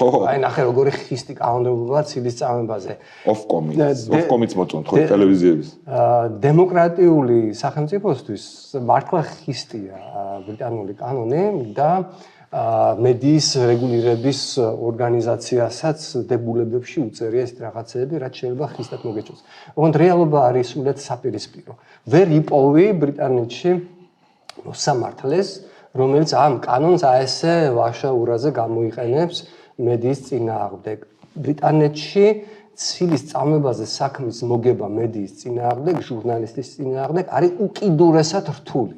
და შეგნებულად არის ეს დამოუკიდებელი სასამართლო ხელისუფლების მიდგომა არის შეგნებულად ამდაგვარი მედიის სასარგებლო და პრინციპად არის აღებული რომ თუ ვიღაცის ინტერესები შეიძლება დაზიანდეს ცილის წამების გამო ეს ნაკლები ბოლორტება ვიდრე სიტყვის თავისუფლებაზე თავდასხმა და მარტივ ფაქტს მოგიყვანთ რომ ბრიტანეთში რომელიც არის ბეჭდვითი პრესის სამშობლო, არა მარტო პარლამენტის და დემოკრატიული წარმომადგენლობისა და ბევრი სხვა რამის, პირველი გაზეთი, პირველი პარტია, ყველაფერი იქ დაიბადა. ბრიტანეთში პრაქტიკულად არ ხურავენ და რაღაც რეპრესიულ ზომებს არ იღებენ მედიის წარმომადგენლების. მათ შორის იმის მიუხედავად, რომ ყვითელი პრესაც ბრიტანეთშია გამოგონილი ინგლისში და ყვითელი პრესის საქმე ყოველთვის იყო გაზეთის გაყიდვა, სენსაციის გაყიდვა, ზოგჯერ ტყუილის გამოგონებით. ან როგორც ბოლო აწლების განმავლობაში თქვა ვიღაცაზე მიყურადების, ვიღაცის ტელეფონების მოსმენები და რაღაცები და კერძო, ხო, ჭორები და პირადი ცხოვრების დეტალები ვიღაც ცნობილი ადამიანების და ამის გაყიდვა და მუდმივად ცნობილი ადამიანები მსახიობები, პოლიტიკოსები მუდმივად არიან არაჯანსაღი ყურადღების ქვეშ მედიის მხრიდან, რომ აი რაიმე სენსაციური იპოვონ და ძალიან ხშირად პირდაპირ ხდება მათზე თავდასხმები და ზოგჯერ ცირის წამება და ამის მიუხედავად და იმ არსებული კანონმდებლობის მიუხედავად, იმიტომ რომ ბრიტანულ მართლმსაჯულებას ესმის საფასური იმისა, თუ რა შეიძლება გახდეს ასე ვთქვათ, აი საპირწონე ამისი ძალიან ძნელია ცილის წამლების საქმის მოგება. ხო და რითია გიორგი ეს დაზღვეული, ანუ ნათელი რო იყოს, ანუ დაზღვევა არასოდეს, აი როგორც თქვი, მთავარი პრინციპი რის გამოც ეს არის რატო არის მოსამართლის პოზიცია ძალიან რთული და ხისტი, რომ ეს არის პირდაპირი პრინციპი, რომ სიტყვის თავისუფლება, პრესის თავისუფლება უფრო დიდი ფასეულობაა, ვიდრე ცალკეული ადამიანის ზოგჯერ პირადი უფლება და ზოგჯერ შეიძლება ეს პირადი უფლება შეეწიროს უფრო დიდ ფასეულობას, როგორიც არის სიტყვის თავისუფლება. და ვეთანხმები, მაგრამ დავამატებდი უბრალოდ მნიშვნელოვნად, ანუ კრიტიკის საგანი შიგნითაც დისკუსიის რა არის, ხო? იმდენად არა პრესის გამოცემების და უფლებები, არამედ განსაკუთრებით სოციალურ მედია რახან გაჩნდა ადამიანების აი ესეთი აგრესიული გამონათქვამები ან შეხედულებები, რომლებიც რომელიღაცა ჯგუფის მიმართ ინტერპრეტაცია ხდება, რომ შეიძლება ძალადობას ახალისებდეს. ანუ თუ ჩვენი პარალელი უნდა ვიღოთ, აი ეხლა ესენი რაც დაპირებენ, რომ შეურაცხყოფაზე ციხეში ჩაქსვავ და თქვენი მოწოდება გადატრიალების იქნება, ანუ მაგ მიმართულებით იქ არის რეგულაციები, რომელსაც ის ვინც სიტყვის თავისუფლების მეტი სიტყვის თავისუფლების მომხრეა და ფუნდამენტურად მიიჩნევს სახიფათო ზერეგულაციად, ხო? ანუ ნებისმიერი პოზიცია იქნება ეს რომელიმე ექსტრემისტული ჯგუფის მიმართ კუთვნილების მქონე ადამიანის მოწოდება, აი კიდევ ერთხელ მეორე პოლიტიკური ნიშნით იქნება თუ რამე სხვა ნიშნით, ანუ ზუსტად ის რა მიმართულებითაც ესენი მიდიან, ისე რომ დამოუკიდებელი სასამართლო არ აგვაქვს თან, ხო? არის რაზეც მიმდინარეობს დისკუსია და რაც ესმა გააკრიტიკა და რაზეც სხვადასხვა აზრები არსებობს. ამიტომ მანდაც ჩვენ უნდა მოვიყვანოთ ზუსტად ის მაგალითები ამათ რაც აქვს, რომელიც დამოუკიდებელი სასამართლოს არ არსებობის პირობებში რაც ამათმა გააკეთეს. ამათმა სოციალურ მედიაში დაწერილ პოსტზე დაყრდნობით ადამიანი გაასამართლეს, ჩაუთვალეს ეს შეურაცხყოფად.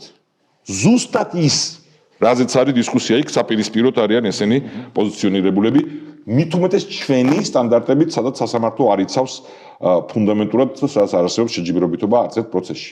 ამიტომ მანდაც ჩვენ განგაში ზარი კი არ უნდა შემოგვეცა ნაწილს. იქ ამ გამოსვლის შემდეგ ვიცი-პრეზიდენტი უნდა გვეთქვა, რომ ეს ხალხი რას აკეთებენ. როგორც კი მათი პროპაგანდა დაიწყო, რომ რა მაგარი გამოსვლა ქონა ევროპას აგინა.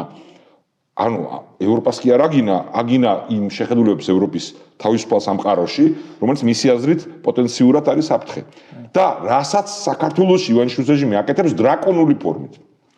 ისევ მე მესმის, რომ და არ მაქვს ილუზია, რომ ჩვენი კონტრპროპაგანდა ყველა ადამიანს და სწრაფად შეუცვლის აზრს, ვინც შეიძლება ამ ივანიშვილის რეჟიმის გზავნილების შედეგად შეცდომაში იყოს შეყვანილი.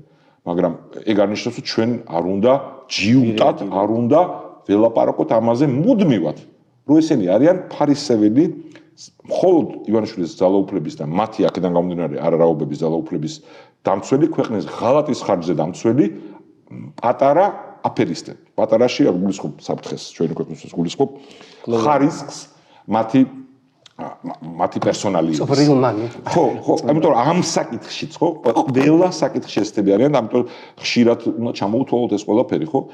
და არ უნდა მივცეთ ეს ფუფუნება ჩვენ რა შეხედულებებიც არ უნდა ვიყოთ იმ დებატებზე, რომელიც შეერთებულ შტატებში მიმდინარეობს შიდა ამბავში, ან სიტყვის თავისუფლებაზე თუ მთავრობის ზომაზე და რაღაცაზე, მაგაზე უნდა ვიკამათოთ, მაგრამ ესენი უნდა ვამხილოთ ყველგანში, არც ერთ შემთხვევაში არ უნდა შეუწყოთ ხელი ჩვენი ცდარი გზავნილით, რომ დავიღუპეთ აი ამათი მოკავშირეებიდან ამერიკაში და ისიც ესეთი ცუდია მე მომისმენე კარგი ხალხისგან რომ მორჩა რუსეთი, ივანიშვილი აეგენი მოვიდნენ ამერიკაში თავრობაში და იწყება მე ისტერიკა ამასთან დაკავშირებით და ეს არ არის ვინმეს დაცვა. ჯერ გიორგი სწორედ თქვა, ჩვენი ხმა, მარტო გიორგის კი არა, ჩემიც რა მნიშვნელობა, ჩვენ რა ხმა გვაქვს, რა გავლენა გვაქვს იმაზე, ამერიკაში რა მოხდება, ხო? თავრობაში რო იყოს, შენი ქვეყნის ინტერესების დაცვის ეფექტური ინსტრუმენტი გაქვს, მაგრამ სხვა ხა ილუზია, ხო ხა რა სისულელე ოპოზიციაში ყოფნის დროს რა თქმა უნდა, მაინც გვაქვს ფუნქცია, რა კონტაქტებიც გვაქვს, რომ საქართველოს ინტერესებიდან გამომდინარე რაღაცა აგური დადო, მაგრამ გავლენა მოახდინო,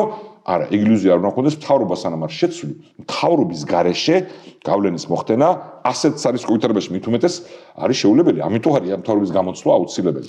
ოპოზიცია აი კითხვა გამისდა გიგარი. ოპოზიცია აი გასაგებია რომ მთავრობა რას ცდილობს, რომ რა მესიჯები მიაწოდოს რა, მაგრამ აი აქედან ოპოზიციან სხვა აქტორები რაიმეს აკეთებენ იმისთვის, რომ აი ეს გავლენა მართლა ხმამაღალი სიტყვა აკეთანხმები, მაგრამ რაღაც ჩვენი მცდელობა რო არ დავაყენოთ. თუნდაც უკრაინის მეშვეობით, აი უკრაინასთან ერთად რო ჩვენი ის ხო, უკრაინის მეშვეობით ხა ცოტა უკრაინას თავისი უზარმაზარი ამოცანა აქვს, მაგრამ რა თქმა უნდა, კონტექსტია, ხო ლაპარაკი. იმიტომ რომ ძალიან მენიშნა ბოდიში აი 2008-ში დაიკარგა ის რაღაც ისე მარტივად დაგკარგა რა თითქოს თავის გამოსვლაში, რომ რუსეთმა 2008-ში მიიტაცა.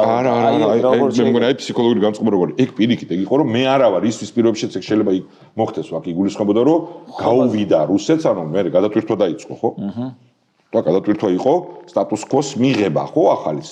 ანუ ჩვენ პირიქით მედლერი უნდა ვიყოთ თუნდაც საშიც არ ვეთანხმებით ჩვენი პარტნიორების დახმარების, მათ გარეშე ბევრად უარესი მოხდებოდა, რაც 90-იანების დასაწყისში მოგვივიდა, ეგ მოგვივიდოდა, ეს უნდა გვახტოს 2008-ში, როცა ვაკრიტიკებთ გადატვირთვას პრეზიდენტ ობამასი, სრულიად სამართლიანად და დაგვიანებულ რეაქციას ჩვენი მოკავშირეების, მაგრამ განსხვავება რო ვაჩვენოთ, რაც ნიშნავს, თუმცა ეს არ არის, უნდა გავიხსენოთ 93 წელი. რა მოხდა სოხუმში? უფრო სუსტმა რუსეთმა როგორ გენოციდი მოგვიწვა, რამხელა ტრაგედია და რამხელა დარტყმა მიიღო ქვეყანამ, ადამიანებმა, სახელმწიფომ შექმნის ცდელობა. მაგრამ ეხლა შენ კითხვასთან დაკავშირებით ეგ გამონათქვამი იყო პირიქით მისი კრიტიკისგან თავდაცვა არის, რომ ამ პრეზიდენტების დროს მოხდა ის, რაც შემდგომ არ მომხდარა.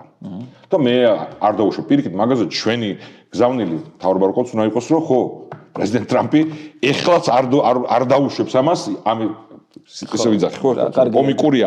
აქ მე ამ მოწოდებას რო ვაკეთებ, ხო, ეს ტრიბუნა არა გვაქვს, ხო, მაგრამ რო გქონდეს თავრობის ტრიბუნა, მაგაზე პირიქით უნდა გქონდეს, რომ ხო, ეს ფსონი უნდა დავდოთ ჩვენ, რომ ამერიკის ინტერესია, მათ შორის ნებისმიერი ლიდერის პოლიტიკოსის ინტერესია, რომ მისი კაპიტალი იყოს, რომ ვერ აიღებს რუსეთი ახალ ტერიტორიებს მის პირობებში. ვერ დაამხობს ევროპის სახელმწიფოებრიობას. ისევ რამე პროგნოზი კი არა მაქვს, სარისკო ვითარებაა ყოველ თვალსაზრისით და ის რომ სამხედრო დახმარება და დაზვერვის გაჩერდა, ეს არის უკვე მარტო სიტყვები არა, ეს არის ნაბიჯი. და ამიტომ აქ იმედი რომ სწრაფად შეიცვლება ნედლეულის ხელმოწერესთან ერთად. მაგრამ ჩვენ რა გზავნა უნდა გქონდეს? ყველგან აი ეს მაგალითი იყო რომ საქართველოს ჩააბარო, კი არ ჩააბარა, ის აკრიტიკებდა თავის ოპონენტს. თითქოს რაღაცნაირად ისე ახსენა რა, რომ აი 2008-ში გაუვიდა და 2008-ში ხო, რუსეთს გაუვიდაო. ჩემ ქვეშ არ გაუვიდოდაო. ეგ სწორია და სამართლიანი თუ არა, მაგაზე კი არ ვლაპარაკობ, მაგრამ ეს პირიქით არის ის განწყობა, რომელიც ახალისება გჭირდება თუ შეგიძლია, რომ ეს არის პრეზიდენტი, რომელიც ახსოვს, ჩემ დროს არ გასულია და არც გაუვათ. უბრალოდ ვიმეორებ კიდევ ერთხელ, ჩემი შეხედულებაა, რომ გიორგი მახსენა აქ სწორად, თავისთავად ეს დიპლომატიური ხაზი, როგორც მიმდინარეობს, ხო, რაც არის მათი გზავნილი, ვინც უყურა მაგალითად სახელმწიფო დივან რუბიოს, რომ ეს ყველა ნაბიჯები, მათ შორის გაეროს ამბავი, ეს ყველაფერი არის მცდელობა, რომ რუსეთი დასვა მაგიდაზე. ხო, ნუ მე მიკერძოებული ვარ, როგორც საქართველოს მოქალაქე ქართველი და ამბავი, მე გგონია მძიმე შეცდომა. ანუ ეგ მიდგომა, რომ ამ ფაქტორის გამოყენება. ხო, და ბევრი ავტორიტეტული კონსერვატიული წრის წარმომადგენელია, ვინც ასევე შეცდომად მიიჩნევს ასე მიდგომას ამ საკითხისადმი. მაგრამ საბოლოო ამბავი იქნება გადამწყვეტი. ეს შეცდომად რაც მიგაჩნია, ვთქვათ, სწორი რა იქნებოდა, ამ შეცდომაზე მითითება ჩვენი მხრიდან რამე სიგნალი შეიძლება იქით მიდიოდეს, რომ გასაგებია, რომ ჩვენ აი ყველაფრის აბსოლუტურად გეთანხმები, იმ ყველაფრის აღიარებით, რომ ჩვენ სწორად უნდა გამოვიყენოთ და რაღაცნაირად რეალობად უნდა მივიღოთ მათი ეს პოზიცია, მაგრამ როცა აშკარა შეცდომაა, რაც აი ზელენსკის ვთქვათ მოტივი რაც იყო, რომ იქ მყარად დადგა, იცის რომ, როცა იცი რომ ყველა შემთხვევაში იცი როგორ დამთავრდება ეს ვითო მშვიდობის ანუ რაღაც ვთქვათ ყველა შემთხვევაში როგორ იცი ამ წინასწარ განსაზღვრულია ყველაფერი კალვინისტურად არა იცი იმიტომ რომ გამოცდილება გაქვს მინსკიდან გამომდინარე ანუ კიდევ ერთი მინსკი რო იქნება ეს ხო იცი ვთქვათ ამიტომაც აქცენტი რჩება ამიტომ აქცენტი უნდა გქონდეს იმაზე რაც არსებითია არა ჩემი აზრით მე ვძახი ახლა საქართველოს ხელისუფლება როცა გვეყოლება ნორმალური არა რაღაც იმ თემებზე რომლებიც არის შიდა თემები შეთულსატების ხო ბაიდენი როგორ იქცეოდა თუ როგორ არ იქცეოდა ხო ისევ ყველა ადმინისტრაციას მადლობა უნდა მოუხადო ვინც გეხმარებოდა რომ ზოგი უფრო ეფექტური არა მაგრამ მაგაში შესვლა საერთოდ არის საჭირო საკმაოდ საკითხი ჩვენთვის ჩვენი გზავნილიო იკითხე ხო ჩვენი გზავნილი იყოს რომ ეს არის ადგილი ქვეყანა ადგილში რეგიონს გულისხმობ და ჩვენი სახელმწიფო საქართველოს რომელიც საკმანძო იქნება თავისუფალი სამყაროს კერძოდ შეერთებული შტატების ინტერესებისთვის იმ სივრცესთან დაპირისპირებაში რასაც რუსეთი, ირანი და ჩინეთი წარმოადგენს. ხო, ეს უნდა იყოს ჩვენი არგუმენტი. და რომ ამ ამოცანის შესრულებისთვის, რაც ჩვენი ეროვნული ინტერესია, რომ ჩვენ ქვეყანა გვიყვარს ყოველგვარი წინაპირობების გარეშე და არგუმენტების, მაგრამ ამერიკის შეერთებულ ამას ხელს უშლის ის რეჟიმი, რომელიც შიგნით ქმნის კრიზისს, აფეთქების ზღვარზე მიყავს ქვეყანა თავისი ნაბიჯებით, რომელიც თანამშრომლობს რუსეთთან და მის მოკავშირეებთან რეგიონში, ჩინეთს მაგალითები, რაც გიორგი მოიყვანა ანაკლიაზე და არა მარტო ირანთან დაკავშირებით, არა მარტო ჟესტები, არამედ უფრო სახიფათო ღრმა ნაბიჯებით თანამშრომლობისა, რის წინაპირობებიც არსებობს, ეხლა არ გვაქვს დრო ამაზე საუბრის. ყველა ეს არგუმენტი უნდა გამოვიყენოთ. ორივე ერთად. ანუ მარტო ის კი არ გვინდა ცუდი მთავრობა ყავს, ეხლა მე რა ცუდი მთავრობა ყავს. Ну, მიხედე შენ, და მარტო ის არგუმენტი რომ დემოკრატიის მხარეზე არის საკმარისი. ეგეც უნდა იყოს, ანუ მორალურად, რომ სწორ მხარეზე ვართ, მაგრამ პრაგმატული ეს უნდა იყოს ჩვენი გზავნილი. უკრაინის შემთხვევაში ჩვენთვის საყურებელი და სადაც მიგიწვდება ხმა, ვისაც მიგიწვდება არის საკმაოდ იმისთვის რომ მინსკი არ იყოს. აქაც უნდა გამოვიყენოთ ტრამპისვე ადმინისტრაციის სიტყვები, ხო, პირველი სიტყვები მის თავდაცვის დივანი იყო, რომ მინსკი 3 არ იქნება. ხო, რომ გასაგებია რომ კომპრომისები იქნება საჭირო ეს არის ხო ტრამპის ხაზი მან ფსონი ამაზე დადო საარჩევნო მშვიდობა ხალხი არ უნდა იღუპებოდეს ამაზე კამათ ჩემი აზრით მათ შორის სადაც შანსი გვექნება არაფრის მომცემი არ არის მთავრობა იყოს რომ ხო იმისთვის რომ მშვიდობა იყოს და შემდგომი სისხლის ზღვა და უფრო დიდი ფასი არ გადაიხადოს ყველამ არის საჭირო რომ მინსკი 3 არ მოხდეს ანუ უნდა განსხვავებით ბუდაპეშტის მემორანდუმისგან და მინსკისგან იყოს სამხედრო გეოპოლიტიკური საპირწონე შემდგომი რუსული აგრესიის გასაჩერებლად არ გასანერგებლად. რაც ახსენე, რომ ძალის გამოყენება აქ არის ყველაზე მართალი იქ თუ სადმეა ეგ არგუმენტი, რომ აქ თუ ძალა არ დაინახა, თუ რაღაცნაირად აი ცხვირში არ მოხვდა, სხვანაირად შეუძლებელია და როცა ხედავ, რომ ეს ყველაფერი მიდის იქითკენ გარდაულად, რომ რაღაცნაირად ესე თითქოს მოჩვენებითი მშვიდობა შენარჩუნდეს ან რაღაც. ამიტომ საკმაოდ საკითხი უნდა გამახვილო ყურადღება, ხო? ჯარების განლაგება. რაზეც რუსეთი იძახის უარს. რაც არის იმ ხედვაში, რაც ტრამპის ადმინისტრაციამ თქვა, კელოგმა სხვადასხვა ფორმით, სხვადასხვა ციფრები იყო, რა თქმა უნდა, რაზეც გაერთიანებული სამეფოს, საფრანგეთის, ავსტრალიის, თურქეთის ხელისუფლებებმა განაცხადი გააკეთეს, რომ ყველა ბუნებრივი ელოდება, რომ ამერიკის მხარდაჭერით რუსეთი დათანხმდება. ისე ომში კი არ აგზავნიან ჯარს. ამიტომ ხო, ეგ უნდა იყოს ჩემი აზრით და სადაც საქართველოს პოლიტიკოსებს ან სხვასაც აქვს გზავნილი, თუ ექნება ჩანსი იმ გავლენით, რა გავლენაც შეიძლება მოახდინონ ინტერაქციასაც ამერიკულ პოლიტიკურ კლასზე, უნდა იყოს ეს.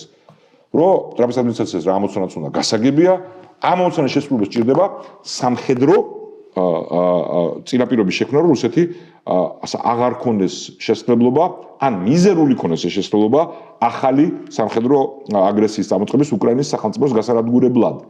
ამიტომ ჯერჯერობით ჩვენ რაც გვესმის კატეგორიულად მივიღებია ლავროვის განცხადება გუშინდელია თუ დღევანდელია მაკრონის განცხადებას გამოეხმაურა და აი ბირთულ კოლგაზე და ძალიან ბუნებრივი აგრესიულად, მაგრამ ამ განცხადებაში ხაზი გაუსვა, რომ ჩვენთვის კატეგორიულად მივიღებელია რაიმე სახის ევროპული ძალები უკრაინაში.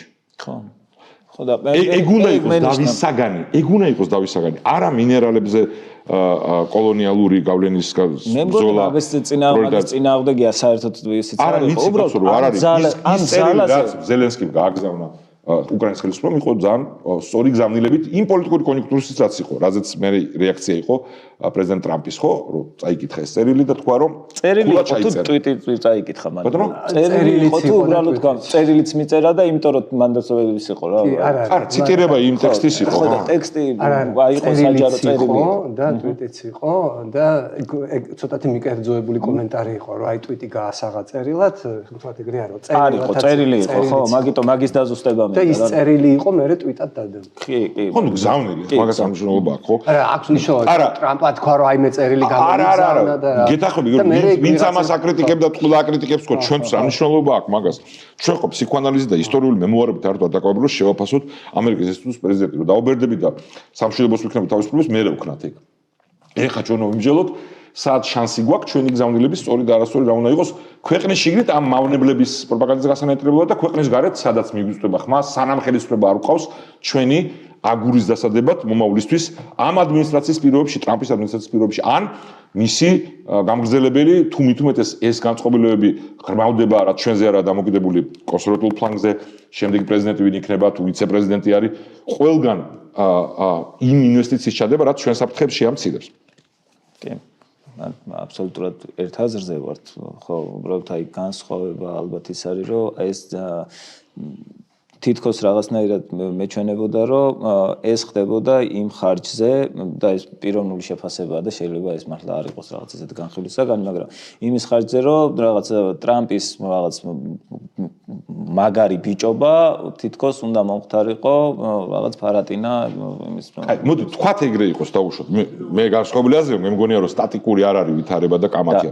თქვათ ესე დავასრულო რა არის მომგებიანი და წამგებიანი თუ არსებობენ ჯგუფები პოლიტიკური რომელთა შეხედულებები ჩვენი საქართველოს და ამ შემთხვევაში უკრაინის ინტერესებს ეწინააღმდეგება და ამერიკის ნაკლები ჩართულობის მომხრე არის. ყველა ჩვენი ამოცანა არის რომ იმ პოლიტიკურ კლასში, ამ მრჩევლებში ფართოდ და უფრო კონკრეტულადაც კი არატრადიციულ ოპონენტებში, იმიტომ რომ ოპონენტების თავდასხმა ტრამპისთვის CNN-ი რო აკრიტიკებს, ეგ მოცემულობა ეგ არ არის გავლენის მომხდარი. მაგრამ მის კოალიციაში უნდა გინოდეს რომ ნაკლები არგუმენტი მიცე იმას, ვისაც ფუნდამენტურად შეიძლება შეხედულებები. ეს ხო მოლაპარაკება არ იყო ტრამპის, თქვათ რაღაც დახურულ კარს მიღმა. ეს იყო საჩვენებელი, თქვათ, გავიგე, მით უმეტეს არ არის ჩვენთვის, აი საქართველოს პოლიტიკოს აღმოჩნდება, თუ როდესმე ის ზელენსკის კი არ ვარიგებ ჭკუას კაცს, რომელიც როგორც გიორგი სწორად თქვა, ასეთ მდგომარეობაშია და ასეთ ბრძოლაში არის. ოღონდ ჩვენთვის სწორი და არასწორი დასკვნა რა არის. ხო, მით უმეტეს თუ ასეთი რამე ხდება, სალაპარაკო თემა იმ პოლიტიკურ კლასში მათ ამომრჩელებთან ის კი არ უნდა იყოს რომ კამათი შედგა იმაზე ევროპის წვლილი რამხელა უნდა იყოს და ტრამპი სწორად აკრიტიკებდა თუ არა ევროპას ან მის წინამორბედს ბაიდენს. არა, კამათი უნდა იყოს მაგ საკითხზე. რომ რაზეც გზავნილი არის მშვიდობა. თავარი რაზეც ზელენსკი მე მგონი არა, მე გეუბნები როგორ გამოჩნდა, როგორ მოახერხეს გამოჩენა, ანუ თუ ინტერაქცია ემთხოვა იმას, რომ წინა ადმინისტრაციის კრიტიკას და მშვიდობის მიღწევაზეა ლაპარაკი და ამ დროს ხდება დაპირისპირება, ესე გაიყიდა ეს ამბავი, ხო? ეგ ცუდია. ხო, ეგ ცუდია. მაგრამ თავარი არის რა მოხდება შემდგომში. კი, რა თქმა უნდა. უბრალოდ აი ამის ხარჯზე დასანახად ამის რაღაც მე მგონია და გიორგი მახსენა და ვეთანხმები თუ კი რამეზე დგას ეს ვთქვათ ომი რომ არ დანებებით და კაპიტულაციით არ არის დასრულებული არის ზელენსკის აი ეს იდეალისტური მიდგომა და რაღაც სიმბოლიზმი ამ ადამიანის რომელიც არ ეგუება და რაღაც კომპრომისზე არ მიდი. ეხლა წავიდა კომპრომისზე წერილობიც რა? მე ამ აზრზე იყო თავიდან და მე ეგეც არ მესმის ნიშნის მოგებით რომ აბრალებენ ზელენსკის რომ აი ეხლა უნდა ხო და მაგას ვიძახი, კი არ ვაბრალებ, პირიქით ვიძახი, რომ არ არის. თქვენ არა რაღაცნაირად. არო, პირიქით, ეგ გზა. ამაზრზე იყო თავიდან. ხო და ეგ მაგ გზაზე რომ დარჩენილიყო ყველაფერი. არაფერი სხვა არ იყო საჭირო. და არავინ, არც ერთი წესიერი ადამიანი სიტყვას ვერ ამოიღებდა, რომ რატო არ ეკამათა ტრამპს. ან ემას ხო? ხო, საერთოდ მე კომენტარი გავაკეთე იმაზე მე ვთქვი რომ რაციონალურად ყველაფერი წინასწარ კალვინი ტოვახსენე. არა, ყველაფერი წინასწარ განსაზღვრულია. არა, ეს არ იყო იმ შეხვედრაზე მისული, სადაც აი ზელენსკის აი ეს პატარა იმაზე შეიძლებოდა ამდენი რამის წამოკიდება. ანუ მნიშვნელობა არ აქვს ჩვენ როგორ მოვიცემთ? იქნებოდ კი, როგორ არა, მაგას არ ვამბობ, მაგრამ განწყობა მაინც ეს იყო და სადაც კი მოხერხდა, ანუ 45 წუთი მიდიოდა ეს სანამ არ მივიდა იქამდე სანამ რაც ალბათ სურდათ რა ალბათ. ხო, კომენტარი იმაზე რა იყო რაციონალური და რატო ელოდა უამრავი ძალიან სერიოზული ადამიანი რუსეთის ძალიან სწრაფ გამარჯვებას უკრაინაში. ეგ ვთქვი და რომ თითქოს ასევე რაციონალურად უკრაინის სხვა ლიდერს შეეძლო გაეწია ანგარიში ამ რეალობებს და არ წასულიყო აი ამ ყველასი არ თვლით. 25 იანვარს მიცემული მაქვს კომენტარი Euronews-ისთვის, ანუ ომის დაწყებამდე ერთი თვით ადრე ზუსტად, სადაც სიტყვასიტყვით ვთქვი, რომ მოლოდინი მოკლე ომის შესახებ არის მცდარი, ავხსენი, რატომ იქნებოდა ეს ყველაზე უფრო ხანგრძლივი და სისხლიანი ომი მეორე მსოფლიო ომის შემდეგ. ორი ფაქტორი არის მთავარი, ერთი რომ უკრაინა არის გადაიარაღებული, შეცვლილი აქვს სამხედრო მომზადება, ტაქტიკა, დასავლური შეიარაღებისა და დასავლური ტაქტიკის გაზიარებით და რომ ამის პარალელურად სამწუხაროდ კიდე მეორე უკიდურესობაც არსებობდა. უკრაინა ახლა კრემლს აიღებს და ეგ მერე იყო. ხო, ეგ მერე იყო წარმოადგენს. რომ ამავე კომენტარში ვამბობ, შემიძლია აი გაგიზიაროთ. სულ ერთი წუთია, წუთნახევარი, რომ ძალიან მოკლედ, რომ სამწუხაროდ რუსეთმაც მოასწრო გადაიარაღება 2014 წლის და განსაკუთრებით 2008 წლის შემდეგ და იმიტომ რომ 2008 წლის გამარჯვება წყარიბ საქართველოში რუსეთს ასე ვთქვათ ამ გამარჯვებამ დაანახა რუსეთს რამდენად სულ მდგომარეობაში არის შეიარაღებული ძალები და რომ რუსეთიც არის გადაიარაღებული და რომ ამის გამო ეს იქნებოდა ძალიან ხანგრძლივი და ძალიან სისხლისმღვრელი ომი. ანუ ყველა ართული და ყველა ერთადზე არ იყო ამაზე და ყოველგვარი სრულ თავმდაბლობის გარეშე ვამბობ, რომ სიამაყით შევახსენებ ხოლმე ადამიანებს, რომ მაშინაც სწორ აზრზე ვიყავით და სწორად ქონდა შეფასებული. მაგრამ რაც შენ კითხე დათ გიგას, რომ აი რა შეგვიძლია ვითხრათ, იმდენი რამე გვაქვს ნათქვამი. მათ შორის, როდესაც ოფიციალურ თანამდებობებზე ვიყავით, როგორც ელჩი, როგორც უშიშროების საბჭოს მოგზაურებულად რო ვითხოვთ ყურადღებას. პრეზიდენტი იმდენად პირდაპირ ქონდა ნათქვამი უამრავ ჩვენთაგანს სიტყვით თუ როგორ განვითარდებოდა მოვლენები რუსეთის აგრესიის მიმართ მოყრუების შემთხვევაში, რაც თავიდანვე მიმართული იყო და ეს ეშლებოდა, ეს არ ესმოდათ, რომ რუსეთის დაპირისპირება იყო არა თავის მეზობლებთან, არა თავის ყოფილ კოლონიებთან, არამედ სისტემასთან, საერთაშორისო ურთიერთობების სისტემასთან, რომლის ჩამონგრევასაც ის ცდილობდა და ამაში ვერ დავარწმუნეთ. ჩვენ ველაპარაკებდით ახალ ცივ ომზე და ისინი ამაზე ლამეს იცინოდნენ. ხო, ჩვენ ხო, ეხლა იხსენებენ, ხო? დებატებს, რომელიც ამერიკაში იყო რომნის და ბაიდენის ობამას შორის. როცა რომნის ყველამ დაცინა, როცა თქვა, რომ თავარი გეოპოლიტიკური გამოწვევა ჩინეთთან და რუსეთი იქნებაო. და დაცინეს, რომ რომელ საუკუნეში ცხოვრობ. ანუ რომ ეს კონტექსტი არ არსებობს. რუსეთი უკვე დაძლევა. სიტყვით მაქვს მე აი რომ ინტერვიუში რომელიც თქვენ გინახავთ თორმე, რომ თუ რუსეთს ეს შერჩა, რუსეთის შემდეგი სამხედრო ქმედებას იხილავთ ევროპის საზღვრებზე უკვე, ანუ უკრაინაში. ჟურნალისტი გეკითხებათ რა სანქციებსაც ითხოვ თუ ანუ თითქოს სანქციებიც იყო ისეთი რამ ძალიან არაადეკვატური რამ გასაცდელი. დიახ, იმიტომ არც მოხდა მე არანაირი სანქცია. ხო, ამბობენ სიტყვით ხო დაგმესო და რა კიდე მეტი ავსტრალია იყო ერთადერთი ვინც დაასანქცია შეწყვიტა მაშინ ხო?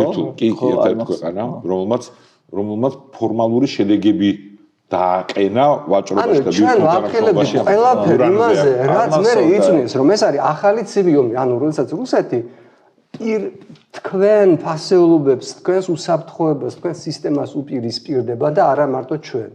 და ეს მე იხილეს მათ შორის გადატვირთვის შემდეგ. ჩვენ ვუთხარით, რომ რუსეთი ფიზიკურ კინეტიკურ ომს წამოიწყებს თქვენ საზღვრებთან, ეს გააკეთა უკრაინაში თან ორჯერ ზედიზედ, იმიტომ რომ მაგის თქმის ცდელობა ჰქონდა ზელენსკისას ტრამპისთვის, რაზეც ავარდა, ხო? რომ რუსეთი გამოიყენებდა ენერგეტიკულ ბერკეტებს და ამ პერიოდში დასავლეთ და განსაკუთრებით გერმანია აქტიურად აბავდა საკუთარ თავს რუსეთის დამოკიდებულებაში. 2010 წელს კინგს კოლეჯმა ჩაატარა დიდი კონფერენცია ენერგეტიკული უსაფრთხოების თემაზე და მეც მაშინ ელჩი ვიყავი და მიწვეული ვიყავი და გერმანული დელეგაცია იყო. საერთოდ გერმანელებთან ხშირად მომდიოდა ხოლმე კამათი ბოლოჯერ ერთი წლის წინ მოვიდა და ამასაც გეტყვით. და იქ გერმანელები გვიხსნიდნენ, ასაბუთებდნენ, რატო არის აუცილებელი Nord Stream 1 და მე შეიძლება ამის გაფართოებაზე ვიფიქროთ და მთელი ამბავი და მაშინ მე მოუყვანა ეს ციტატა, რომ ლენინს აბრალებენ არ არის დაზუსტებული ესეთ გამოთქმას, რომ აი კაპიტალისტები მოყიდიან იმ თოქს, რომელთაც ჩამოვაყჭებთ და ეს რომ ენახა თქვენ რასაც ახლა აკეთებთ, ძალიან გაუკვირდებოდა, იმიტომ რომ თქვენ იხდით კიდევ იმ თოქში, რომელთაც რუსეთი თქვენ მიბმულ მდგომარეობაში გამყოფებთ. ხო? და ერთი წლის წინ გახდით რიგის უსაფრთხოების საერთაშორისო კონფერენციაზე და გერმანელი წარმომადგენელი ისე გვიხსნიდა თუ რატომ ვერ იხდიდა გერმანია 2% თავისი მთლიანი შიდა პროდუქტის თავდაცვაზე, რაც ვალდებულებაა ნატოს ფარგლებში და აქ მომიწია ცოტა უკმეხი ინტერვენცია. ეს არის სრულიად აბსურდული, როდესაც სოფლის ერთ-ერთი ყველაზე მდიდარი ქვეყანა ამტკიცებს, რომ საკუთარ უსაფრთხოებაზე მშპ-ს 2%-ს ვერ იხდის და უფრო დიდი აბსურდია, რომ თქვენ დღეს 2024 წელი იყო, მაშინ 24 წელს გონიათ, რომ თქვენ ჯერ კიდევ მშვიდობიანობის პერიოდში ხართ. და ეხლა საბედნიეროდ კი ბატონო, აი ეხლა უცბად ფაციფუცი დაიწყო და მოდით რაღაც უნდა ვქნათ და ეხლა არის სერიოზული გადააზრება ევროპის საკუთარი უსაფრთხოებისა. აი სამართლობა რო არ გამომიწვია ავსტრალია ახსენო, თავარი მოკავშირეები ხავსტრალია. ეხლაც კარგი განცხადება გააკეთა. მაგრამ ჩვენ თავარი ვინ წინამდგომს უწევდა ამ ყველაფერს იყვნენ ბალტიისპირეთის ანუ ლიტვა, ესტონეთი, ლატვია, პოლონეთი, ოღონდ სამწუხაროდ იმ უმცირესობაში აღმოჩნდნენ. კი. საერთოდ არ უნდა გამომივიდეს. ბრიტანეთსაც ჰქონდა უფრო ადეკვატური პოზიცია ბრიტანეთის ევროპელების მეც შვედეთი, კალ ბილტი და სტუბი. ვინც ახლა პრეზიდენტია ფინეთის, ეს იყვნენ ის ფიგურები, რომელსაც ეს ხედვა ჰქონდა კარგახანია. ოღონდ ისევ დიდი ქვეყნების პოლიტიკურ კლასში იყო დიდ უმცირესობაში ეს ხედვა. 2010 წელს, როდესაც დევიდ კამერონი მოვიდა პრემიერ-მინისტრად, ოღონდ კოალიციურ ხელისუფლებასთან ერთად, მაშინ ელჩი გახდით და ძალიან დიდი პრივილეგია მქონდა იმ თვალსაზრისით, რომ ამ კოალიციის წევრი ერთ-ერთი მინისტრი იყო ჩემი ყოფილი პროფესორი ლორდი უილიამ ვოლესი, თორემ ჩამოსული საქართველოში რამდენჯერმე და ასე შემდეგ. ხო? 2010 წელს მედვედევმა განაცხადა, რომ რაღაცა ჟურნალისტმა კითხა და საქართველოს საკითხი დახურულია საერთოდ, არავინ აღარ ახსენებს საქართველოს აკრო ჩამოდიანო და ჯერ საგარეო მდივანი, ანუ მათ საგარეო მინისტრი უილიამ ჰეიგი რომელთანაც ძალიან ჭიდრო კარგი ურთიერთობა მქონდა, ჩამოყვანილი მყავდა საქართველოში 2008 წელს ომის მერე ჩამოვიდა დავათვალიერებინე ცხინვალის გარეუბნებამდე მივედი და ეს ჯერ კიდევ ბოლოდა რაღაცეები ისინი ნახა თავისი თვალით ტოვულებს შეხვდა და ერთობლივ პრესკონფერენციაზე ლავროვთან 2010 წელს თქვა რომ მე დავაყენე საკითხი 6 პუნქტის შეთანხმების შესრულების აუცილებლობაზე რუსეთი არასოდეს და ეს იყო ერთგვარი სენსაციაში და მე რამდენიმე თვეში პრემიერ-მინისტრი კამერონი ჩავიდა 2011 წელი იყო უკვე და მან უკვე პუტინთან ერთობლივ პრესკონფერენციაზე თქვა რომ მე დავაყენე საქართველოს საკითხი. ანუ ყველა თანაბრად დამნაშავე არ არის იმაში რომ მათ უბრალოდ აი აბსოლუტური სიბეცე დაემართა, არ მინდა ახლა კი არ განვიკითხავ, რეალობას ვამბობ. რადგან იკითხე და რომ აი რა შეგვიძლია გავაკეთოთ, ჩვენ ამას ვაკეთებთ მე ამ ჩემ დღევანდელ როლში, როგორც საერთაშორისო ურთიერთობების სპეციალისტი, ექსპერტი. დავდივარ ამ საერთაშორისო კონფერენციებზე და სულ რაღაცებს ვამბობ და სადღაც მციტირებენ კიდევაც, ხო? მაგრამ ეს ძალიან შეზღუდული ანუ სახელმწიფოების კიდე სახელმწიფო პოლიტიკა არის, რომელიც დღეს არ არსებობს, აი უბრუნდებით იმ თემას, რომელზეც მე აბსოლუტურად თანხმდები. სახელმწიფო პოლიტიკა დღეს არის პოლიტიკის არ არსებობა და მიყუჩება გრბილად ნათქვამია კიდე არ არის. ხო, და კი, უკიდურესად მავნებლური ეს ანტისახელმწიფოებრივი პოლიტიკა მგონია, იმიტომ რომ რასაც ახლა ჩვენ უყურებთ არის საქართველოს დესახელმწიფოებრიობა, ანუ განსახელმწიფოებრიობა გადაქცევა ეს ერთი კაცის პირად აი რაღაც ესეთ პატარა ციხესიმაგრეთ, სადაც არსებობს პერსონალი, რომელიც მას ემსახურება და თუ კი ვინმე დისკომფორტს უქმნის, ან უნდა დაიჭიროს, ან უნდა გაიქცეს, ან უნდა რაღაცა უქმნას და აი ამისკენ მიყავს და საოკუპაციო ხელისუფლების სრული ძალიან დაგვიწყდა, მაგრამ ეს რაც ბოლოს გირ უთქვა ეგ არის მნიშვნელოვანი, ხო რომ აქ რასაც ატყუებენ ხალხს, ხო რომ ჩვენ ტრამპისტები ვართ, ჩვენი ხალხი მოვიდა, ეს კითხვა იქ ვაშინგტონში, ამ ბანაკში, ვინც მოვიდა ხელისუფლებაში შემდეგ. იქ რატო არ იმუშავეს ამდენი ხანი საქართველოს ინტერესებისთვის ერთ საკითხზე მაინც. რატო აქვს ნულოვანი რესურსი დახარჯული, რომ თვითონ ვისაც ფარისეულურად მაიმუნი აფერისტების ახასიათებს იმის გასვათ იძახე რომ ჩვენ აი მათ იდეოლოგია ვართ. აქ რო ლაპარაკობენ რომ ჩვენ ერთი იდეოლოგია ვართ. იქ რატო იძახეთ რომ ჩვენ აი ესეთ ხალხი ვართ და საქართველოს მხარდაჭერა ჭირდება, თავისუფალი ვაჭრობა გვინათ. სხვა რამეს თავიდანვე აი რამეზე ნამუშევარი რატო არა? იმიტომ რომ ეს ყველა ეს ლაპარაკი რითაც ხალხს აქ ატყუებენ რომ ნახე რა მაგარი რამე ხდება deep state-ს დაამასხებს ტრამპი იმედი მაქვს. ეს არის უბრალოდ აქაური მოხმარებისთვის.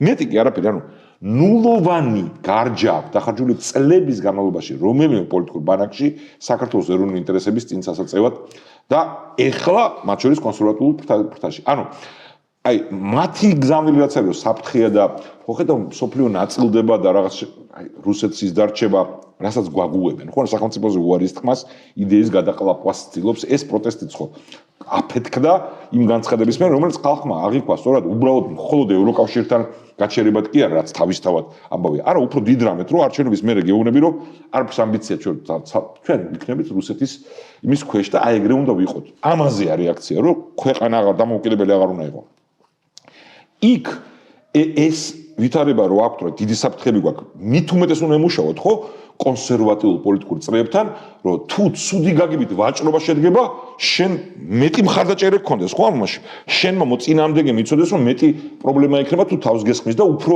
მეტი შანსი გქონდეს დაალაგების აი მათ ენაზე ვლაპარაკობ ახლა არა მაგ მიმართულებით კიმბერლი უნდა გაჩერდნენ არა ხო ნუ ახლა ეს ადამიანურად ესეთი გაუგებრობა არის ხო არც უნდა გაუბრაზდეთ არც იმ ადამიანს არაფერი არ უნდა ანუ უნდა გაუბრაზდეთ ამ მაიმუნებზე რომლებიც ჩვენი ქვეყნის ლოულათით და რესურსებით ჩვენი ქვეყნის მომავალს უქმნიან საფრთხეს და აქ საზოგადოების ნაწილს ატყუებენ თითქოს რაღაცა გათვალეს რაღაც სონი დადეს და აუ იქნება ესე იყო სწორი რომ გადავჭრენ როგორც კი რაღაც საბაბი მიეცათ ეს დრამიშვილის იმას გეთანხმები აქვს იგრევე მოსრიალდნენ იქ გაასხარო გონივრული განჭრახ კი არა ტრის გამარჯობა უნდათ რომ ჩვენ დაგვცენ მორალურად და შეგვაგონო რომ სახელმწიფო არ ვიქნებით და ესეთი ვასალი რუსეთიც იქნება ბიზინა ამის გარშემო ეს ნაძირლები რამიშვილისნაირი იქნებიან გარშემო და ჩვენ ამას უნდა შევეგუოთ და მანდატყობენ ხალხს რომ ხო ეგ მშვიდობაა და მანდ კი ცნობილი ამერიკელი სიტყვები და ბევრ სხვა ავტორს მიეწერება სხვა პერიფრაზით რომ ხო ამ გათვლით ვინც მოქმედებს რომ თავისუფლებაზე უარს ვიტყვი და სახელმწიფოზე უსაფრთხოებისთვის უსაფრთხოებასაც ვერ დაიცავს, თავისუფლებასაც დაკარგავს და მშვიდობაც არ ექნება, კი არა. უზარმაზარ მსხვერპლს მოიმკის.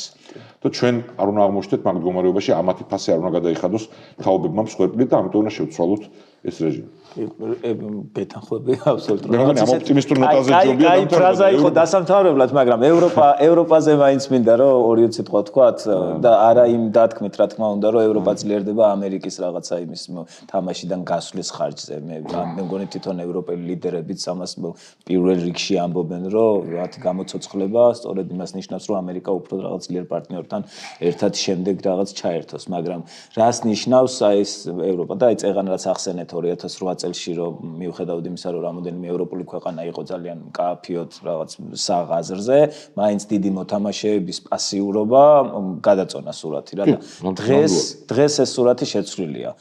ისევ ტრამპის მომხრეები ამასაც ტრამპს აბრალებენ რომ აი რა კარგია ესეც მისი შედეგიაო აი მის გამოაცოცხლაო მაგრამ ნუ კი ბატონო ჩაუთვალოთ ტრამპის ყურებაში რომ გამოაცოცხლა შეგნებულად თუ შეუგნებლად მაგრამ რას ნიშნავს ევროპის განსაკუთრებით აი ბრიტანეთის რაღაც თითქოს გამოჩნდა რომ აიღეს რაღაც იმედიანად რაღაც დროშა ხელში და ამაში დადებითი არსებობს რა თქმა უნდა ძალიან მნიშვნელოვანი ფაქტორი ევროპა თავისი ზომისა და წონის ეკონომიკური ზომისა და წონის და თავისი ისტორიის ფონზე უფრო მნიშვნელოვან უფრო მცირე როლს თამაშობდა უსაფრთხოების მთელს არქიტექტურაში. ოღონდ მე შევახსენებ კრიტიკოსებს რომ ეს არ იყო ერთგვარი ასე ვთქვათ, წურბელობა ამერიკის სხეულზე, აი ისინი პარაზიტობდნენ ამერიკული უსაფრთხოების ხარჯზე და ასე შემდეგ. თვითონ ამერიკული სისტემა გულისხმობდა, რომ ის უნდა ყოფილიყო წამყვანი და ევროპა უნდა ყოფილიყო მასთან კოორდინირებული ყველა ნაბიჯი მათი უსაფრთხოების პირდაპირ იყო შეთანხმებული შეერთებულ შტატებთან და მთავარი პრეტენზია იყო რომ თქვათ ბევრი ევროპული ქვეყანა თქვათ არ იხდიდა იმ 2%-ს. სულ ოღონდ ეს ერთგვარი შეთანხმებული განსხვავება იყო. არის რაღაც დრამატული ეს ტრამპმა როდესაც ამაზე პირველი თავის პრეზიდენტობის დროს ატეხა ამბავი ეს გააკეთა არა იმის გამო რომ ის გულით ეკომაგებოდა ნატოს არამედ პირდაპირ თქვა, იმიტომ რომ ეს ნატო მაინც და მაინც მისთვის გასაგები და სასურველი არც იყო და თითქოს მიზეზს ეძებდა იმისთვის რაღაც გააკეთებინა. და კი ბატონო, ნუ ჩავუთვალოთ მას ესეც პოზიტივში, რომ აიზულა გერმანია იყო თუ სხვა ქვეყნები, რომ ეზრუნათ ნატოს სტანდარტების შესრულებაზე. დღეს ჩვენ შეიძლება ვართ მომსწრე ახალი შიდა ევროპული უსაფრთხოების შეერთებული შტატებისგან უფრო ავტონომიური უსაფრთხოების სისტემის დაბადების აქ თითქოს რა უნდა იყოს ცუდი გადასარევი და მთელი ამბავი, ოღონდ აქ შეიძლება იყოს მაინც პრობლემა, იმიტომ რომ ვიმეორებ აი ეს ხარვეზიანი სისტემა, რომელიც არსებობდა, აქამდე და იყო ყველაზე წარმატებული კაცობრიობის ისტორიაში, აი როდესაც წარმოიდგინეთ, შეიქმნა ბლოკი, მოკავშირე ქვეყნების, რომელსაც არავინ არასდროს დასხმია თავს. იმდენად ძლიერი იყო და იმდენად მტკიცე იყო აი ეს deterrence, რასაც ქვია დაშინების თუ იძულების შეკავების, ხო? ეს სისტემა ჩემი აზრით არ უნდა მოიშალოს. კი ბატონო, იყოს ევროპა უფრო ავტონომიური იმ მომენტებისთვის, როცა ვთქვათ, შეიძლება რაღაც გაჩნდეს აუცილებლობა შეერთებული შტატებისგან დამოუკიდებლად მოქმედების, ძალიან კარგი საქართველოს მომავალში, როდესაც აღდგება საქართველოს სუვერენიტეტი, ნამდვილი სახელმწიფოებრიობა, აუცილებლად უნდა იყოს ამ სისტემის ნაწილიც, მაგრამ საბოლოო ჯამში მე გრძელვადიან პერსპექტივაში მაინც მგონია, რომ ტრანსატლანტიკური ალიანსი იქნება და უნდა იყოს ხო შემთხვევაში უფრო სტაბილური მსოფლიო წესრიგის მშვიდობის საფუძველი, ვიდრე შეერთებულ შტატებსა და ევროპას შორის ნაკლებად კოორდინირებული უსაფრთხოების ნაბიჯები. საერთაშორის იგივე შემიძლია ვთქვა, არა მხოლოდ უსაფრთხოების სფეროზე, არამედ აი ეს ურთიერთობა საფუძველი იყო იმ ეკონომიკური ზრდის, რომელიც ჩვენ ვიხილეთ აწლეულების მანძილზე, ვისაც ასევე ტოლობის ნიშნის დასმა უნდა ამერიკის, ანუ დასავლურ და რუსეთის გავლენის სფეროებს შორის, უნდა კარგად შევხედოთ, რა მოხდა ერთის და რა მოხდა მეორეს გავლენის სფეროებში. აი, ამერიკამ მის მიერ დამარცხებულ სახელმწიფოში, გერმანიაში და იაპონიაში შექმნა პირობები იმისათვის, რომ ერთი გამხდარიყო მეორე და მეორე გამხდარიყო მესამე ზომის ეკონომიკები. ანუ მსოფლიო ეკონომიკური კეთილდღეობა იმ ქვეყნებში, სადაც ჩვენ ის ვიხილეთ, ასევე დიდწილად იყო შედეგი უსაფრთხოების სისტემის, რომ გარანტირებული უსაფრთხო კორეა, ხო?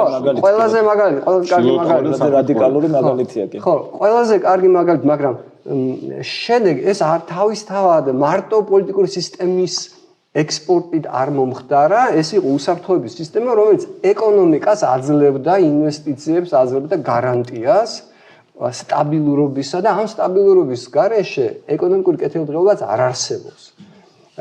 ეს კიდე მათ, ვინც ტრანზაქციულობას ყველაფრის საფუძველში დებს.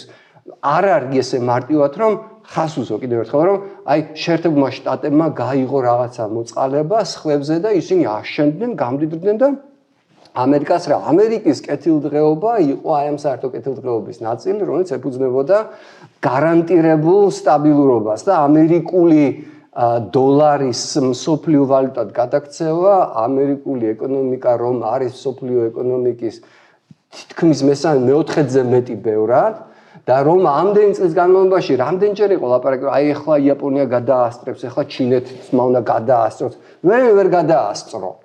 და სხვათა შორის კიდე იმის ძახილი, რომ აი მე ბაიდენისგან კატასტროფიული ეკონომიკა მიიღო მემკვიდრეობა და ესეც უბრალოდ პირდაპირ ვთქვა, ტყუილი არ არის მართალი, მიიღო მსოფლიოს ყველაზე დიდი და ყველაზე ჯანსაღი ეკონომიკა და თუ მას არ მოუშლის იმ უსაფრთხოების საფუძველს, რომლის შედეგადაც ის არის დიდი და ძლიერი, ამერიკა დარჩება ნომერ პირველად. აქედან გამომდინარე, ეს ტრანსატლანტიკური უსაფრთხოების ალიანსი ვისაც ესმის ამერიკის ეროვნული ინტერესი, ჩემი აზრით, ის იზრუნებს იმაზე, რომ არ მოიშალოს, არ გაჩნდეს საფუძველი ევროპაში იმისთვის, რომ ამერიკისგან ალტერნატიული უსაფრთხოების სისტემა შექმნას. კი ბატონო, ჰქონდეს შესაძლებლობა გარკვეულ ელემენტებში ამერიკის გარეშე აქტიური ოპერატიული მოქმედების, მაგრამ სტრატეგიულ საკითხებში ევროპის და ამერიკის, ჩრდილო ამერიკის მთლიანად, ანუ რასაც დასავლეთს უწოდებ და ამ დასავლეთში შედის აღმოსავლური ქვეყნებიც. ხო, იაპონია და სხვები. ხო, დასავლური სამყაროს ერთიანობა, ჩემი აზრით, აბსოლუტურად აუცილებლად უნდა იქნას შენარჩუნებული, რის გარეშეც ყველა აი ამ კომპონენტის შეერთებული შტატების, ევროპის და სხვების ინტერესები დაზარალდება. ძალიან დიდი იმედი მაქვს, რომ საბოლოო ჯამში დაღვინდება ეს პროცესი, რომელსაც ჩვენ ახლა უყურებთ. ვიმეორებ, ევროპის მეტ წილს საკუთარი უსაფრთხოების უზრუნველყოფაში მხოლოდ მივესალმები, მაგრამ მე არ ვთვლი და ევროპაში არსებობენ ესეთი, ასე ვთქვათ, აზროვნების სკოლის მიმდევრები, რომ ევროპა საერთოდ უნდა იყოს დამოუკიდებელი ამერიკული უსაფრთხოებისგან. ეს არ ამგონია ან ევროპისთვის, ან ამერიკისთვის იყოს, ან მით უმეტეს ჩვენთვის სასარგებლო იდეა. ლიდერებისგან ეგ არ იკითხება. მე ვეთანხმებ, არა, ზოგიერთები ხო, ხო და მაგას ციტირებენ კანცლერსო თქვა, რომ ჩავთვალოთ, რომ არ არის და ჩვენ უნდა ვიზრუნოთ, მაკრონის გუშტილი სიტყვის პერიფრაზით მოახდინეს. ოღონდ არა, ხო, ეგ წინამდებება იმას გაერთიანებულ სამეფოს პრემიერ-მინისტრს თქვა, პოლონეთის პრეზიდენტი ასიძახის და ეგ ალბათ უნდა მივიღოთ როგორც შიდა პოლიტიკური დისკუსიისთვის განკუთვნილი, იმიტომ რომ მათ ჭირდებათ არგუმენტები, რატომ უნდა დახარჯონ დიდი ფული. და რაღაცას უნდა მოაკლონ, ძალიან სერიოზულს. ხო, და მათ შორის იქ არის ტრადიციული უფრო ხშირად ადრე ესე იყო მემარცხენე ფლანგის ანტიამერიკანიზმი, მაგრამ არა მარტო და მანდაც ეს არგუმენტები, ეს რიტორიკა შეიძლება ამად განვიხილოთ. თავარი ჩვენთვის არის ხო ის, რაც გიორგი თქვა. ამერიკის და თავისუფალი სამყაროს მთლიანად, ამ შემთხვევაში ევროპის, მაგრამ თავისუფალ შემთხვევაში იაპონია, ავსტრალია, ზელანდია, ხო, ერთობლივი უსაფრთხოების ფრონტი ამერიკის ლიდერობით ობიექტური გარემოები არ შენარჩუნდეს და შეტრიალდეს ის რამაც განაპირობა ეს კრიზისი. ცივი ომის შემდეგ ეს ილუზია ზდა ველფერ სახელმწიფოსი, ანუ კეთილდღეობის სახელმწიფოსი, სამხედრო ხარჯების და თავის მოტყუება საფრთხებთან დაკავშირებით ილუზია, რომ სავაჭრო ურთიერთობები ისეთ ქვეყანას როგორც რუსეთია თავისთავად იყო გარანტია ურთიერთდამოკიდებულების, ეგ იყო ერთ-ერთი მთავარი არგუმენტი, რომ ანუ დოვლათი იქნება, სიმდიდრე ამას რატო დაარღვევს ის და ჩვენც არ გვაწყობს დარღვევა. ამის შემოტრიალება უნდა მოხდეს, ხო? იმიტომ რომ გიორგი მართალია, ანუ ეს მოდელი არსებობდა, გერმანია, იაპონია იყვნენ დამარცხებული ქვეყნები და ეს მოდელი რომ როგორებიც არიან, რომ თვითონ სამხედრო სუპერზალები არ მოგახდნენ, ამით იყო განპირობებული, მაგრამ იგივე არ ვრცელდებოდა საფრანგეთზე, გაერთიანებულ სამეფოზე და სხვა ქვეყნებსაც იგივე მოხდა, ხო, სამწუხაროდ. და ამ დოზით და ნუ მე იყო ბუქარესტის სამიტი, ხო, და ბუქარესტის სამიტი 90-იანებში წინამდებობა ბალტიისპირეთის მიღებაზე ნატოში. გერმანიისგან და მე ბუქარესტის სამიტი იყო ამის ყველაფრის გამოვლინება, ხო, ერთ-ერთი ფაქტორი, რამაც პუტინს დაანახა, თუ როგორი ბზარი იყო, რომ პოლიტიკური კლასი ევროპის დიდი ქვეყნების საერთოდ არ თვლიდა რომ აქ რაღაცა მას არ განიხილავდა საფრთხე და ამაში პირიქით თავისი ადმინისტრაციის ბოლო ეტაპზე მყოფ ამერიკის პრეზიდენტს გაუწია უზარმაზარ წინააღმდეგობა. ეს კატასტროფული გადაწყვეტილება იყო მათი მხრიდან, ჩემი აზრით. ხო, და ამიტომ ხო ეგ მოდელი რო იცი რა შეერთებული შტატები იქნება მის სამხედრო სიძლიერე იქნება ფაქტორი და ვეღაცა ამ მოდელში ილავრირებს საერთო მტრებთან, ხო? და ანუ ესე ციტირებ ზოგიერთ ამერიკულს, ხო, ეგ რო აღარ იქნება ესე და აღარ უნდა იყოს, ეგ კარგი შედეგი იქნება, ოღონდ ძალიან დიდ ფასად მიღწეული, ხო? იქნება ეს რუსეთი თუ ჩინეთი, ანუ თუ ამ საკითხებში ერთიანიანი პოზიცია და თვითონ იძახიან, ხო, ვისაც გულწრფელი ეს აუცილებელი პირობა არის, ხო, მაშინ ეგ დილები აღარ უნდა არსებობდეს. ბუქარესტი არასოდეს აღარ უნდა მოხდეს, ხო? ამ შემთხვევაში ეხლა ნატოს გაფართოებაზე სამწუხაროდ არ არის საუბარი, ხო? სულისკვეთულად. ხო, ეხლა შემდგომი, თუმცა ყველაზე ახლო გაფართოება ეხლა ხას მოხდა. საკმანძო შვედეთის და ფინეთის მიღება, ანუ ჩრდილოეთ ზღვა მთლიანად ნატოს ზღვა გახდა, ხო? ეხლა ხას. და ამიტომ მე მგონია რომ ეგეთი განგაშტაფუძველი არ არის ნატოდან გასულა და რაღაც გვესმის ხოლმე ვიღაცა მოსაზრებები, ვიღაც მომხილველების, მაგრამ ეგ არ არის რეალური. მაგრამ de facto უკრაინის ამბობი დამთავრდეს ევროპული ჯარებით უკრაინაში, უკრაინის სახელმწიფოს გადარჩენით და როგორც არ უნდა გააფორმოს პუტინმა ან ივანიშვილის რეჟიმმა ეს წარმატებად პუტინის რაღაც დრო მოტყუდება, მაგრამ ჯამში რისთვისაც ეს ომი დაიწყო ის ვერ მოხდა და ამ ალიანსის გაძლიერებით საბოლოო ჯამში რომ ბოროტების იმპერიის მემკვიდრეებმა რუსეთში და სხვაგან ვერ მოიკრიბონ ძალა და უზარმაზარი საფრთხე შეუქმნან საქართველოს ჩვენ პირველ რიგში ახლოს ვინც ვართ, მაგრამ ყველა ადამიანს ვისაც თავისუფლება ძვირფასია. ჩვენი აკორდია ესეც დასასრული მყავდა, რომ მადლობა დავიდი გიორგის და თქვენ. ვინც გვისმენთ და ჯერ არ ყავართ გამოწერილი YouTube-ზე, გთხოვთ გამოგვიწეროთ, დაგვაფოლოვეთ და გამოყვებით Facebook-ზე. დიდი მადლობა. დიდი მადლობა. ძალიან საინტერესო იყო. მადლობა. საუბარი.